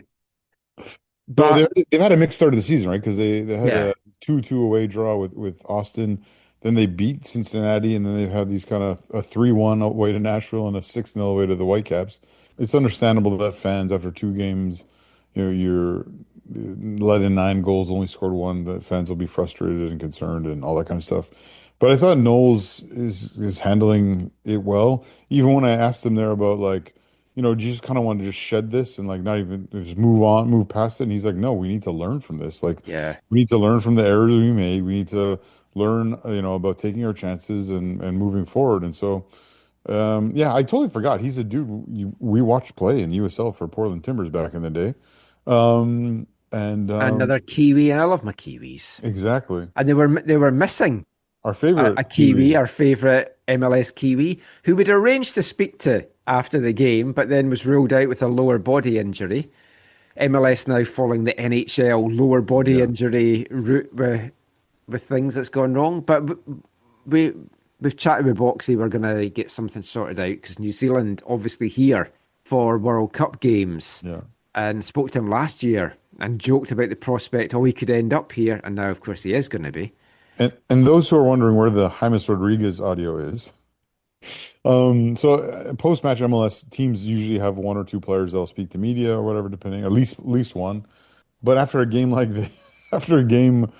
this, where it was so demoralizing, their comms team was like, look, after a game like that and our need to get to the airport quickly, we're actually not going to put a player up. So instead of saying, hey, no, you have to put someone up, it was better to say, I totally understand. But it would have been interesting to see, ask him a few questions about the World Cup. But maybe the thing is, he doesn't speak English. Yeah, but he could answer in Spanish. Yeah, but can he understand what you're saying to him? Oh, I can speak enough broken I think if he was going to do some interviews, though, like Sebastian Pereira from the Whitecaps comms team was going to do like translations for him. Last thing about that, I put this in a tweet when I put some pictures out of Mueller and Rodriguez together. 12 months ago, if you said it's Mueller versus Rodriguez in Vancouver in MLS, you'd be like, what? But yet here we are. And Mueller's it's a crazy world we live in. Yeah. Yeah. I like the build up to it when Mueller was saying, he always used to talk about the cold. I can't understand why he's Minnesota. Well, why have you done that? It's true. He's probably saying, you should come here. You're only there to the World Cup. It's a short-term loan. Come here after. But I wonder if he was sitting on the bench thinking, what have I come to here? Yeah. But yeah, we'll see how that all goes for Minnesota. If we look around the rest of MLS, we won't talk too much about all the games, but we'll go through all the Western teams quickly. So NYC beat Colorado 3-1. Now, the Rapids weren't totally blown out of the water. They had the lion's share of possession, but they were 2 down early before Yappy gave them hope in first half stoppage time. The first goal and some other issues were from New York basically punishing the Rapids wanting to play out the back. They were pressing, they were forcing turnovers. I think that's something for the Whitecaps to keep in mind when they end up playing Colorado. Talis Magno sealed the deal for NYC 4 minutes from time, and Colorado went down to the loss. Houston, Portland. Did you get a chance to watch the highlights of this? Yes. Yeah. Good. Oh, boy. I mean, surely, like, if Phil Neville's coat was on a sugary peg, it's a little bit more sugary now. I kind of half expected an email from the Timbers today saying that he'd gone. Yeah. But he's hanging on. It was an unfortunate way to lose. And I guess. But, I mean, it was 3-2. Houston win. And if anyone didn't watch the game and they were like, Portland lost to 10-man Dynamo. Yeah. Is how some Timbers fans will certainly be looking at it. Now, Neville said post-game that he felt this was the first game that they had played with a structure that he wanted. Now they just have to get better playing with that structure. Yeah. 3 years into the job, and you're just finally getting the team to play the structure you want now is one way of looking at it. But obviously there's been a lot of turnover. They did lead in this one. Guerra had a goal in first half stoppage time. Houston hit back a Guilherme header in the 62nd minute, and then a long low ranger from Andrade in the 77th that I do feel Pentemis was poorly positioned on. Should have done better on, should have kept that out. That was before the gash, right? That was before he was kicked in the head, yes. Velda levelled with 10 minutes remaining, and then stoppage time drama. Pentemis comes out in his box to collect the ball. He's kicked in the head by a trailing boot, and the studs kind of go into his forehead. There's blood gushing out. This is in the 94th minute. There's blood gushing out from his head onto the turf. The referee has initially given a yellow card, sees that there's blood gushing on, and then quickly changes that to a red for Markinich, all the time while not waving the trainers on to attend to Pentemis, who's like losing tons of blood here. And it's like, that surely had to be your first priority before anything else. So then Pentemis is all like bandaged up, and there was meant to be 9 minutes of stoppage time. It ended up being 15. Portland had 3, maybe 4 chances to win it in stoppage time. They didn't take it. And then a long ball forward, a defensive slip. Mateus Bogusz runs in, scores the winners in the 105th minute past a heavily bandaged Pentemis. And he had a poor first touch on it as well, but then recovered well and tucked it away. And that's a huge win for Houston. Good old Matty Bogusz. It should be noted that the Guerrera's the opening goal was actually after Velda was stopped on a penalty. It was a rebound. Oh, yes. Penalty, which was that was concerning for me because Velda, usually has ice in his veins. I feel he did not there. I mean, do you think the Timbers get rid of him, or do they give him a little bit more time? The reason that I think they might be more inclined to pull sooner rather than later is Oscar Pereira's gone. We'll see if there's any others that might go. And of course, there's always candidates that teams are looking for. Portland doesn't seem like the place that Oscar Pereira would go to, though. Oh, no, I wasn't meaning that. But teams that managers at Orlando might be looking at MLS experience. Portland might be like, oh, maybe we need to act here before they go in for this guy or someone else goes in for this guy. Yeah, that makes sense. But might be wrong. They might give him more time. The fans are definitely not on his side right now. Yeah, tough for him. The other big barn burner game on Saturday, Dallas 3, San Diego 3. What a comeback from Dallas. That was a crazy game. 3 penalties in this game. San Diego gave up their first goals of the season. And much like the Whitecaps, if you're going to give up some goals for the first time, just open the floodgates. Valakari had fired San Diego ahead from the spot in the 21st minute after a video review gave him a penalty for handball. 10 minutes after that, Ingvartsen fired home a second for San Diego from the spot. Interesting that they had a different taker, I thought. Yeah. I know the Whitecaps did today, but this was like immediately after. It just seemed odd. Petr Musa pulled one back for the home side 4 minutes before half-time. Valakari, though, got his second and San Diego's third 6 minutes after the restart. And then Dallas found their groove. They got a penalty off their own after the San Diego keeper clattered a player in the box. 3 minutes after San Diego's third, Musa got his brace from the spot. Then a superb strike from Musa 5 minutes into stoppage time, grabbed a point late on for Dallas. First goals against San Diego, first points dropped for San Diego. Now, they put in a hell of a shift midweek against Toluca in a game that they finished with 9 men. And they did brilliant in that, but they are going to be in tough in that second leg. So they rotated some guys out for this. Still did well, but yeah, it was a very interesting game. It was chaotic. It was hectic, but it was I think massive for Dallas to get that comeback. And like you said, San Diego's got a lot on their mind. And from an MLS perspective, you hope that even like a San Diego fan perspective, okay, at least you still got the 1 point, and you need to You need to really focus on doing all you can to get things across the line midweek. Great hat trick from Musa as well, who's like really hitting his stride just now. It was RSL 2, Austin 1. RSL are a fun watch. If there's a game on and like the Whitecaps aren't playing so far this year, I've been watching the RSL games. They're just such an enjoyable team to watch. They trailed in this one after a good start from Austin. The Texans took the lead from former Sounder John Bell in the 18th minute before a Svatok own goal brought RSL level 6 minutes later. That just seemed to knock the wind out of Austin. And much like Portland last week against the Whitecaps, everything they had started doing well, they just seemed to stop. And RSL kind of took over and had their way. But they had to wait until 2 minutes from time to get the winner. Spearings getting it, making it 3 wins on the bounce since they lost to the Whitecaps in the first kick game.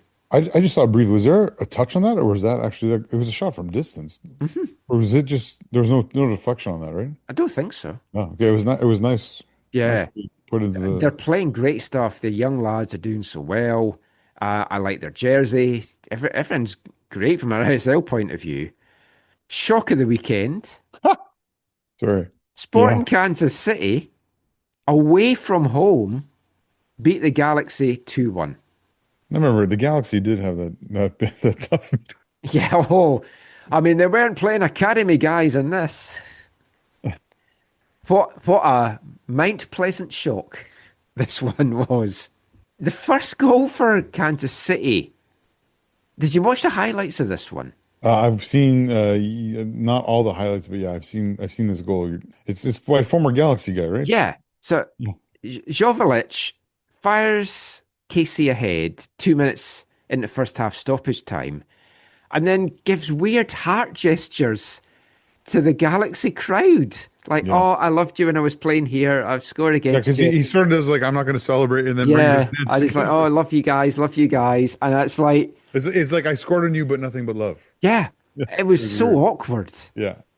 I don't know what reaction he got from the crowd, but anyway, it was 1-0 to KC, and then Johnson made it 2-0 for them in the 74th.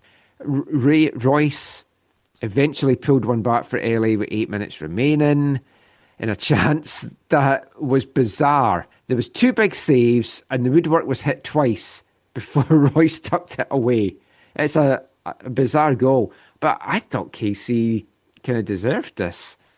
The other LA side made hard work of getting past St. Louis, who battled hard without really having too much. They did have their chances, but it was a double for Matthew Chonier. The Canadian in midfield. Yeah, the last 17 minutes. MDS's Canadian content doing well for them. St. Louis did have their chances, but they just couldn't take them. Mm-hmm. They're now rock bottom of the West with no wins and just 1 point from their 4 games so far. Surely I'm not alone in the... It's always awkward when you watch St. Louis and their number 1 striker is Simon Betcher. Yeah.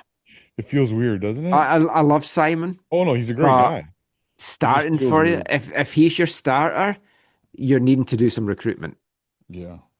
So St. Louis now, the head coach is former Columbus assistant Johan Damet. And he's had it in tough so far in his first head coaching job at MLS. And I thought it was nice afterwards. MDS seemed to have some words of comfort for him at the final whistle. They had a long chat and embrace as well. 4 wins out of 4 for LAFC. No goals given up yet, which is also a record in MLS. Mark will be so proud about that. Yeah. The last game for the Western teams today after the Whitecaps, it was 1-0 to Seattle at San Jose, a Paul Rothrock winner. They had a goal disallowed in the second half as well for offside. Well, offside and blocking the keeper. Yeah, it was a guy who was in an offside position who was impeding the keeper's view. Yeah. But right call. Like San Jose threw everything at Seattle in that second half. It was just wave after wave of attack. But the Sounders held firm, which in one hand will give them confidence if the Whitecaps try and do that on Wednesday. But that's going to take a lot out of you because they were on the back foot and defending for a lot of that match. So fingers crossed it's tired them a little bit. Yeah, and Schmetzer was right. They went to San Jose to win. Yeah, and they did just that, and it sets up for a really, really interesting encounter on Wednesday night. Yeah, it's going to come Tuesday, and I'm going to change my mind and go. But quick words for the Canadian teams from out east. Red Bulls. I cheered watching this. They grabbed a dramatic 98th minute equaliser. Choupo-Moting at TFC, 1-1 draw. Josh Sargent came on for his TFC debut. Had a couple of chances in front of goal. So looks like he's going to be lively for them. Montreal went down 2-1 at managerless Orlando. We talked about Oscar Pereira getting the boot. More on that in a sec. All the goals in the first half. Ojeda getting the winner in the 31st minute. Yeah, it was both the goals in Toronto were nice finishes. Yeah, and I have a strong appreciation for Eric Maxime Choupo-Moting. I thought you might. Really happy for him. Last thing about out east, Bradley Carnell, last year's Supporters Shield winning head coach. Philadelphia lost again. They're rock bottom of the East. He doesn't like sophomore seasons. Had a great first season with St. Louis. Fell off in the second. Yeah. Surely it's not going to happen again. That Philadelphia team were just rolling last year. Yeah, but they lost some big players. They did. And there's a lot of youth there as well. Yeah, they believe in the youth, and so sometimes you're going to go through spells like this. You can't fall too far behind though, even this early. Because trying to play catch up, I know Seattle's done well in the past, and a couple of other teams have, but the East is so strong. It's like you don't want to let yourself get too far behind. But what we usually do when we're doing our MLS roundup, we finish it by talking about the battle for the Canadian number one, Dane St. Clair against Max Crepeau, maybe with a little bit of James Pantemis sprinkled in. So this was a very interesting week. Max Crepeau didn't play. Was suspended after costing Oscar Pereira his job. Yeah. And I'm joking, but in a way he kind of did, because if he wasn't sent off, I don't know that was a 5-0 thrashing, and then I don't know that Pereira goes. But yeah, he was suspended. James Pantemis got kicked in the head and lost. And Dane St. Clair didn't start for Miami, was dropped to the bench for their 0-0 draw at Charlotte. I wouldn't use the D word here. I think this is more he was rested because of the I was going to come to that. Okay, sorry. Rocco Reyes Novo got the start. That's MLS Cup winning. Sorry. You've got to feel it's rotational for St. Clair, because he was outstanding for Miami against Nashville in their first leg of Champions Cup action on Wednesday. Save after save from St. Clair, big ones as well. Another 0-0 game in that one. And yeah, they'll need him to come up big again. That tie is very much in the balance. I fancy Nashville because they didn't give up an away goal. I think they've got a huge advantage going into that second leg, which will be once the Whitecaps beat Cincinnati in the quarterfinals. It'll then be Nashville potentially for them in the semifinals. Shaping up nicely. Messi and DePaul didn't travel to Charlotte for this one. And did you see Mascherano getting sent off? Yeah, at the very end, right? Yeah. Gets a yellow, keeps mouthing at the ref, gets a red. And then sarcastically applauds the Charlotte fans as he goes off because they're all cheering. But yeah, St. Clair was excellent in that game, so we'll see how he does in the second leg. So that was our MLS roundup. That is it for our MLS chat. We've got one more part to come. We're turning our attention to the World Cup after some eventful stuff to talk about once again this past week. And we'll be back with all of that after this episode song from Enemy's iconic C86 cassette. Hi, I'm Jesse Marsh, and you're listening to the AFTN Soccer Show.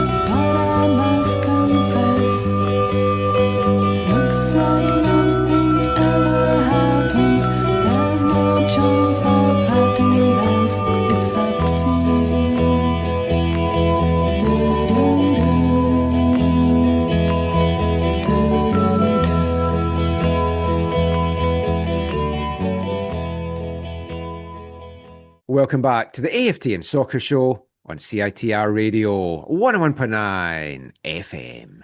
And kicking off this part, it's track 12 from NME's influential and legendary C86 cassette, a band from Edinburgh in Scotland, former Artist of the Month here at AFTN, Shop Assistants, with their track It's Up to You.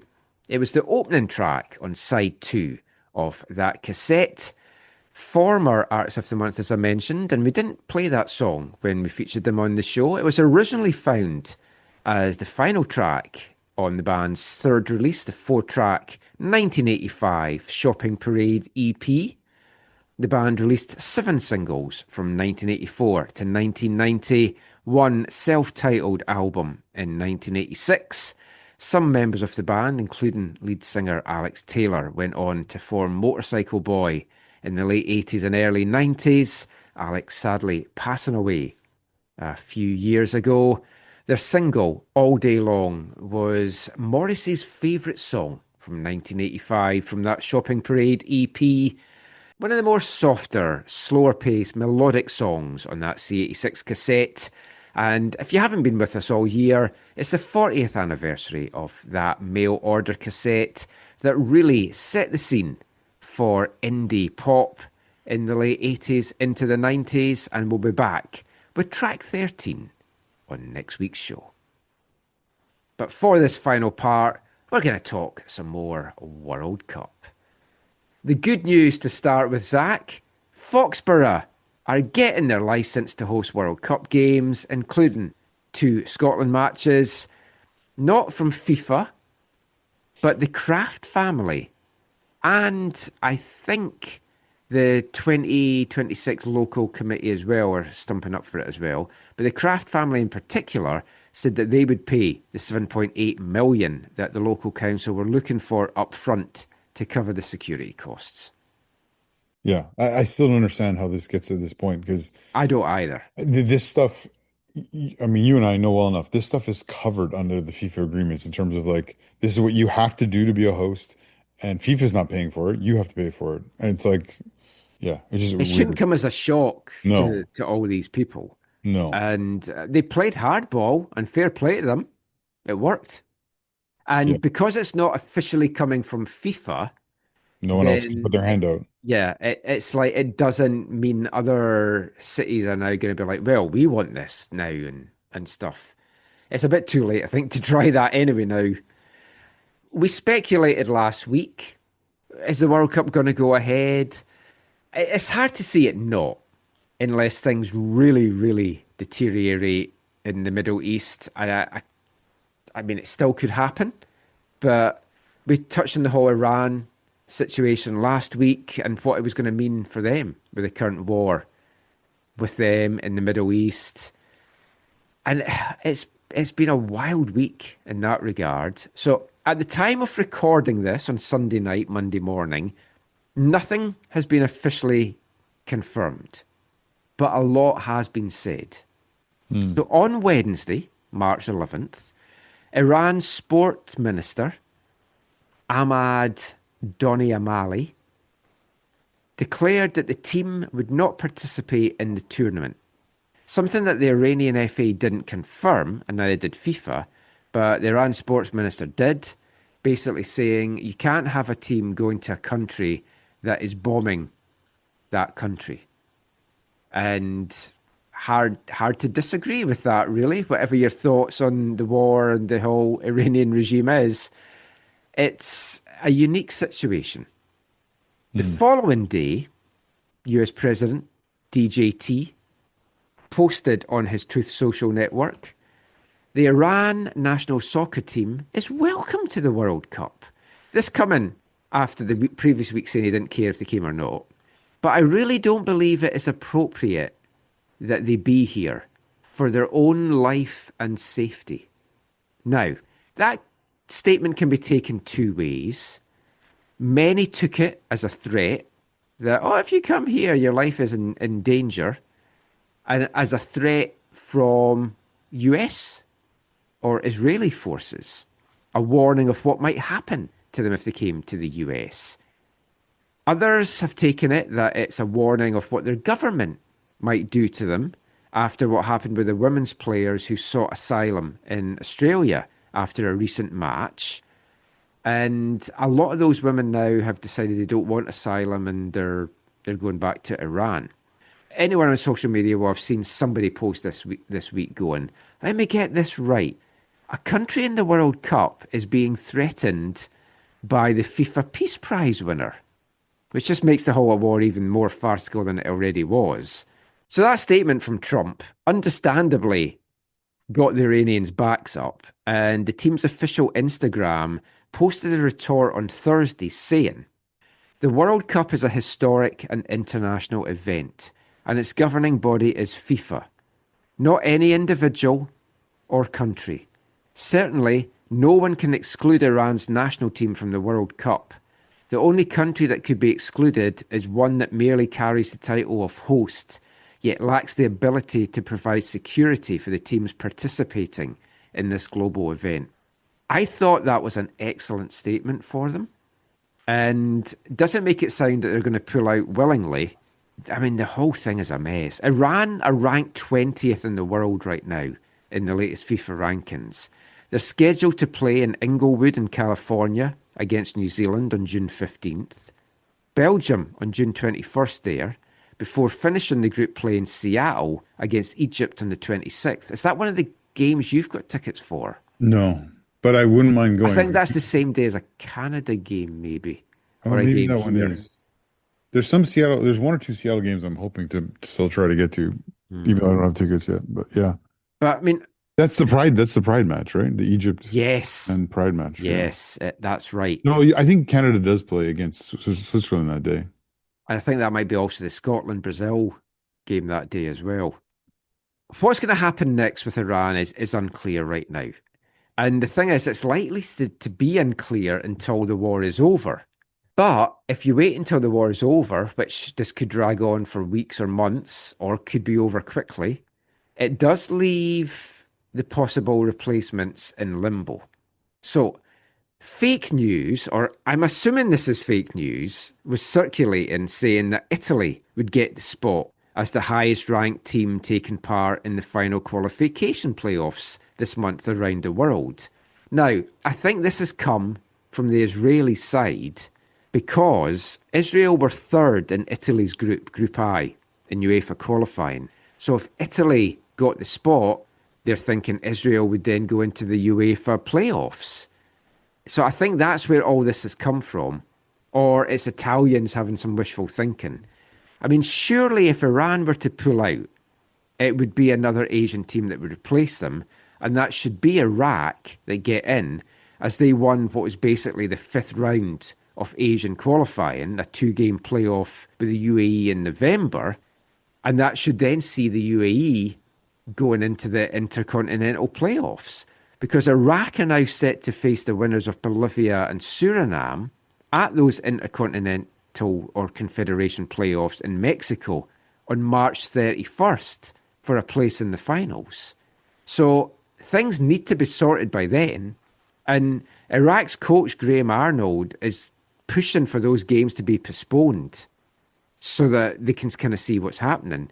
And a further little spanner in the work, Iraq's airspace is closed until April 1st, which is after when the date gets placed. How are they meant to fly their team out? It's a giant mess. Yeah, I agree. You can't have a team from one confederation replacing a team from another confederation.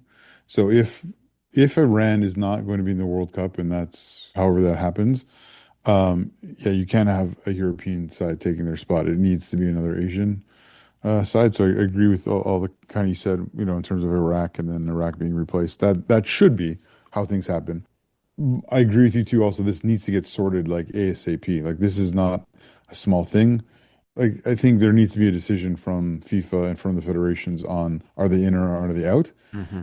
Again, and what happens if they say we're in, and then things get worse over there, and Iran then says we're out, or the USA they can't come here, and then we're into May or something.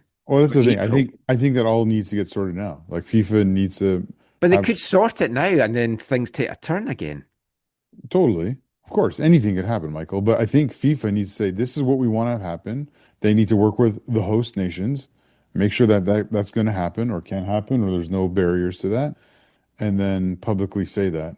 I mean, the awkward thing in this is, or one of the awkward elements to this, which I don't think you sort of referenced there, is, and we talked about, I think, on the previous show, right? Like what happened with Russia when they invaded Ukraine was they've been banished from all kinds of competitions, which no one can see that happening with the Americans in involvement in whatever language you want to use to describe what's happening in Iran or what happened in Venezuela or whatever, right? Like no one's going to kick the Americans out. There's not going to be a same standard for them, which is awkward and probably in a lot of people's eyes unfair or unjust. And I think that when things are unjust in the world, that's very hard, especially for, how should I say this, younger generations to deal with or cope with or whatever. And so it'll be interesting to see how this all plays out.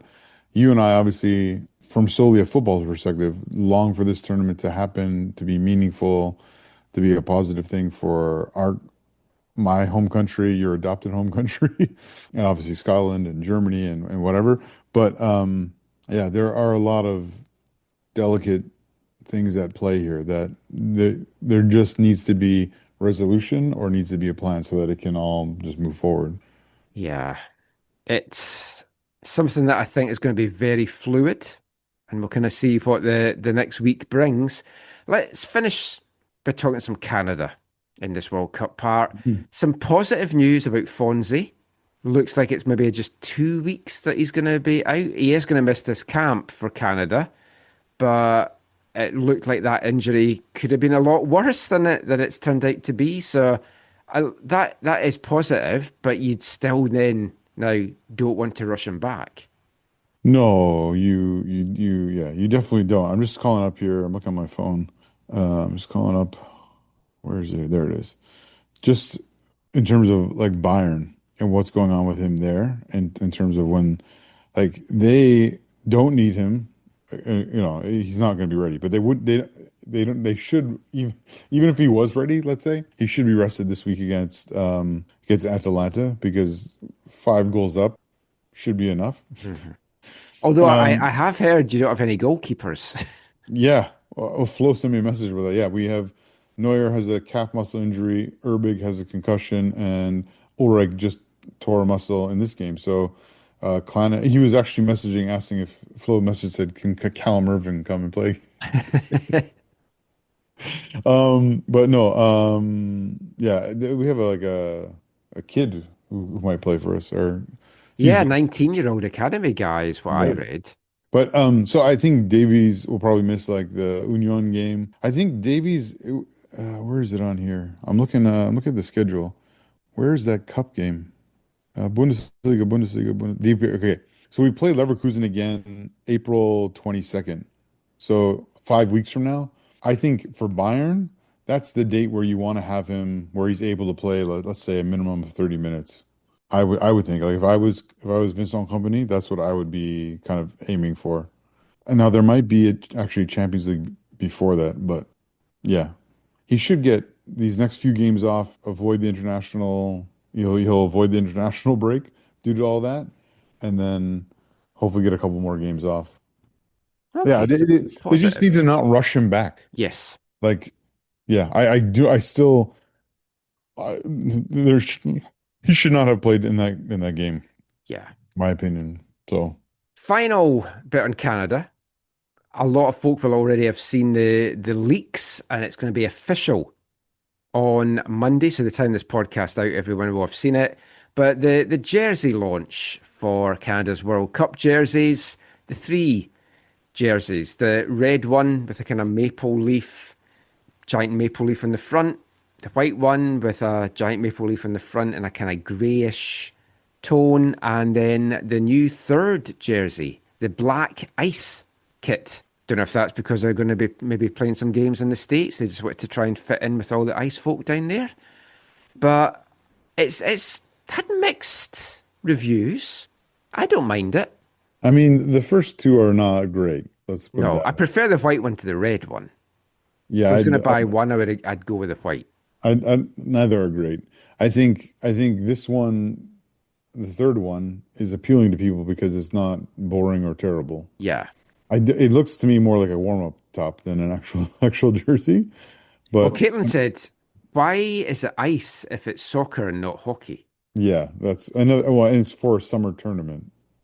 Yeah. Yes. And will that black keep the players cool? I don't think so. Oh, yeah.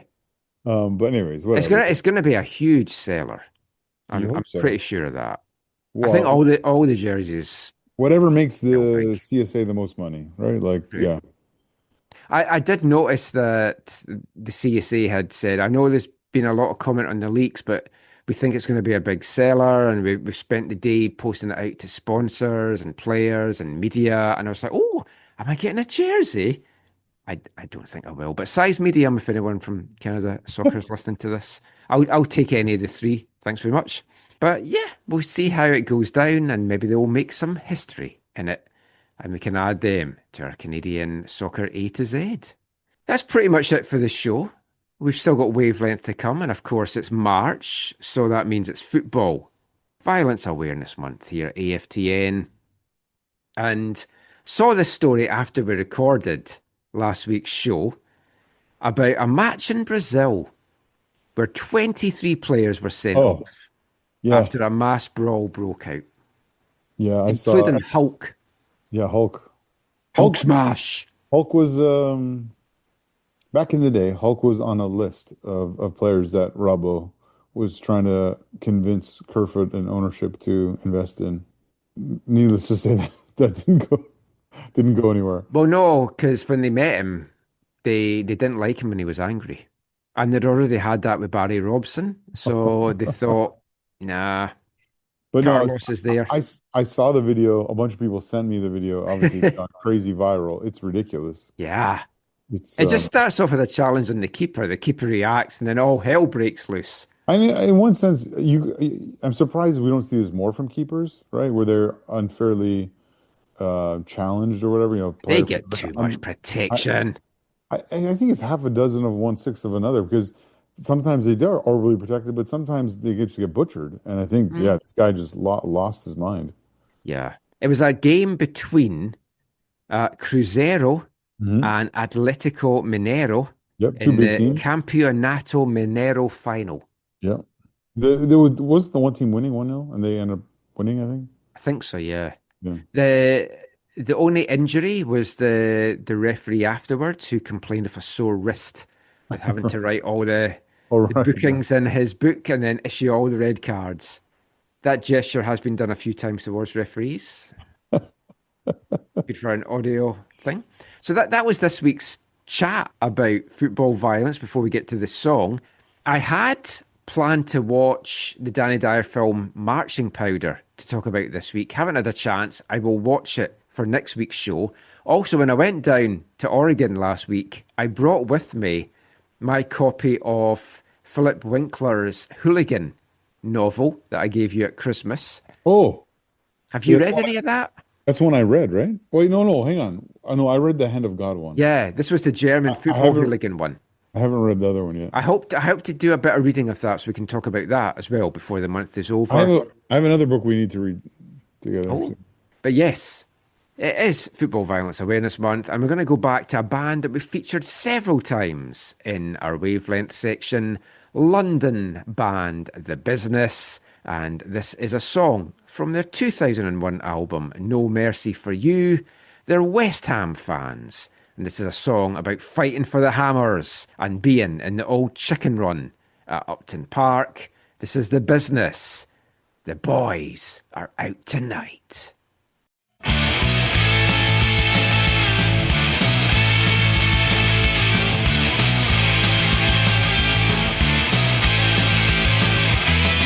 Living on the dark side, drinking tricks high, and I'm spending my money before I get paid.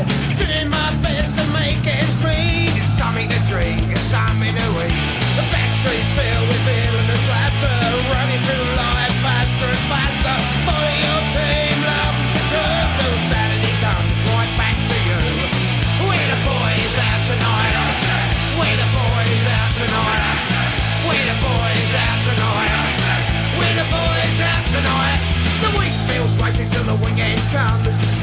your team on a chicken run.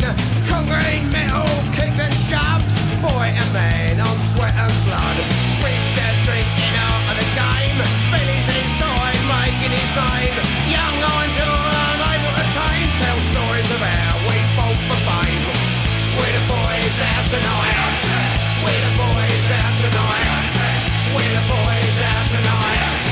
We're the boys out tonight.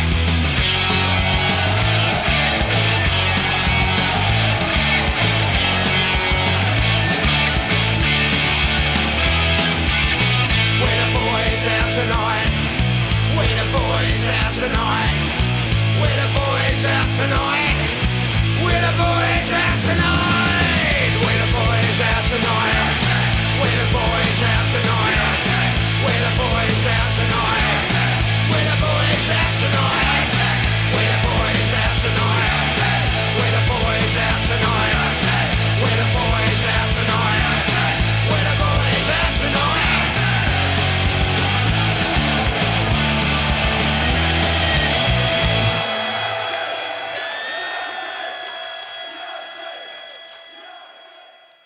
The business, the boys are out tonight. This week's song for Football Violence Awareness Month. 2 more to come this month. But that is it for the show. Before we go, any final thoughts from you? Anything caught your eye this week? No, just want to say safe travels to those making their way to Spokane. Truly hope it is a memorable and meaningful occasion. Yes. And big comeback effort. I think there's about 20 that I know of that's heading through from just chatting to listener Nicholas Smith. Hopefully there'll be some Vancouver FC news in the near future as well with some of their other. There's probably 2 or 3 other signings they're looking to make, and one of them, it's semi-known.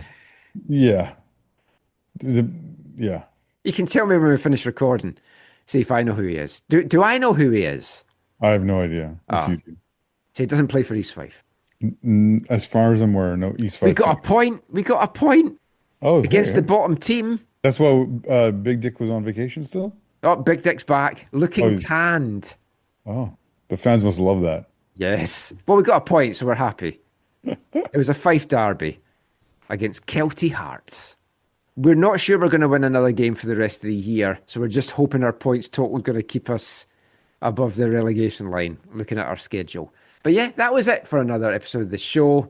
I'll echo Zach's thoughts. Let's hope that in the next show we're talking about the most epic of epic comebacks in the Champions Cup and another win in MLS action as well. Until next time, as always, thanks for listening, everybody. Thanks for subscribing to the extra podcast as well, for those of you that do. And mon, the Caps.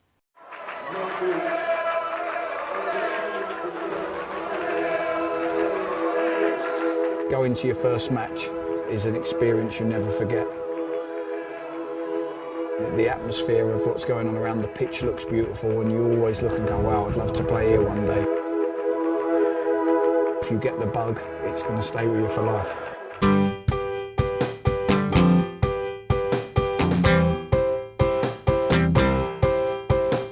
10 minutes left. Yeah, but there's still some time. It's not the final score. We need more than the numbers we're given. Show us you live and breathe the game. You're more than a name. That's what we came for. We can bring you more than the score. Every story. Let's take this thing off of the field into the real world, away from the numbers,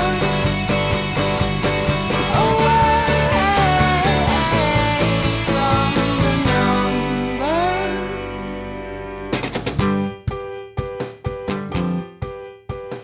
AFTN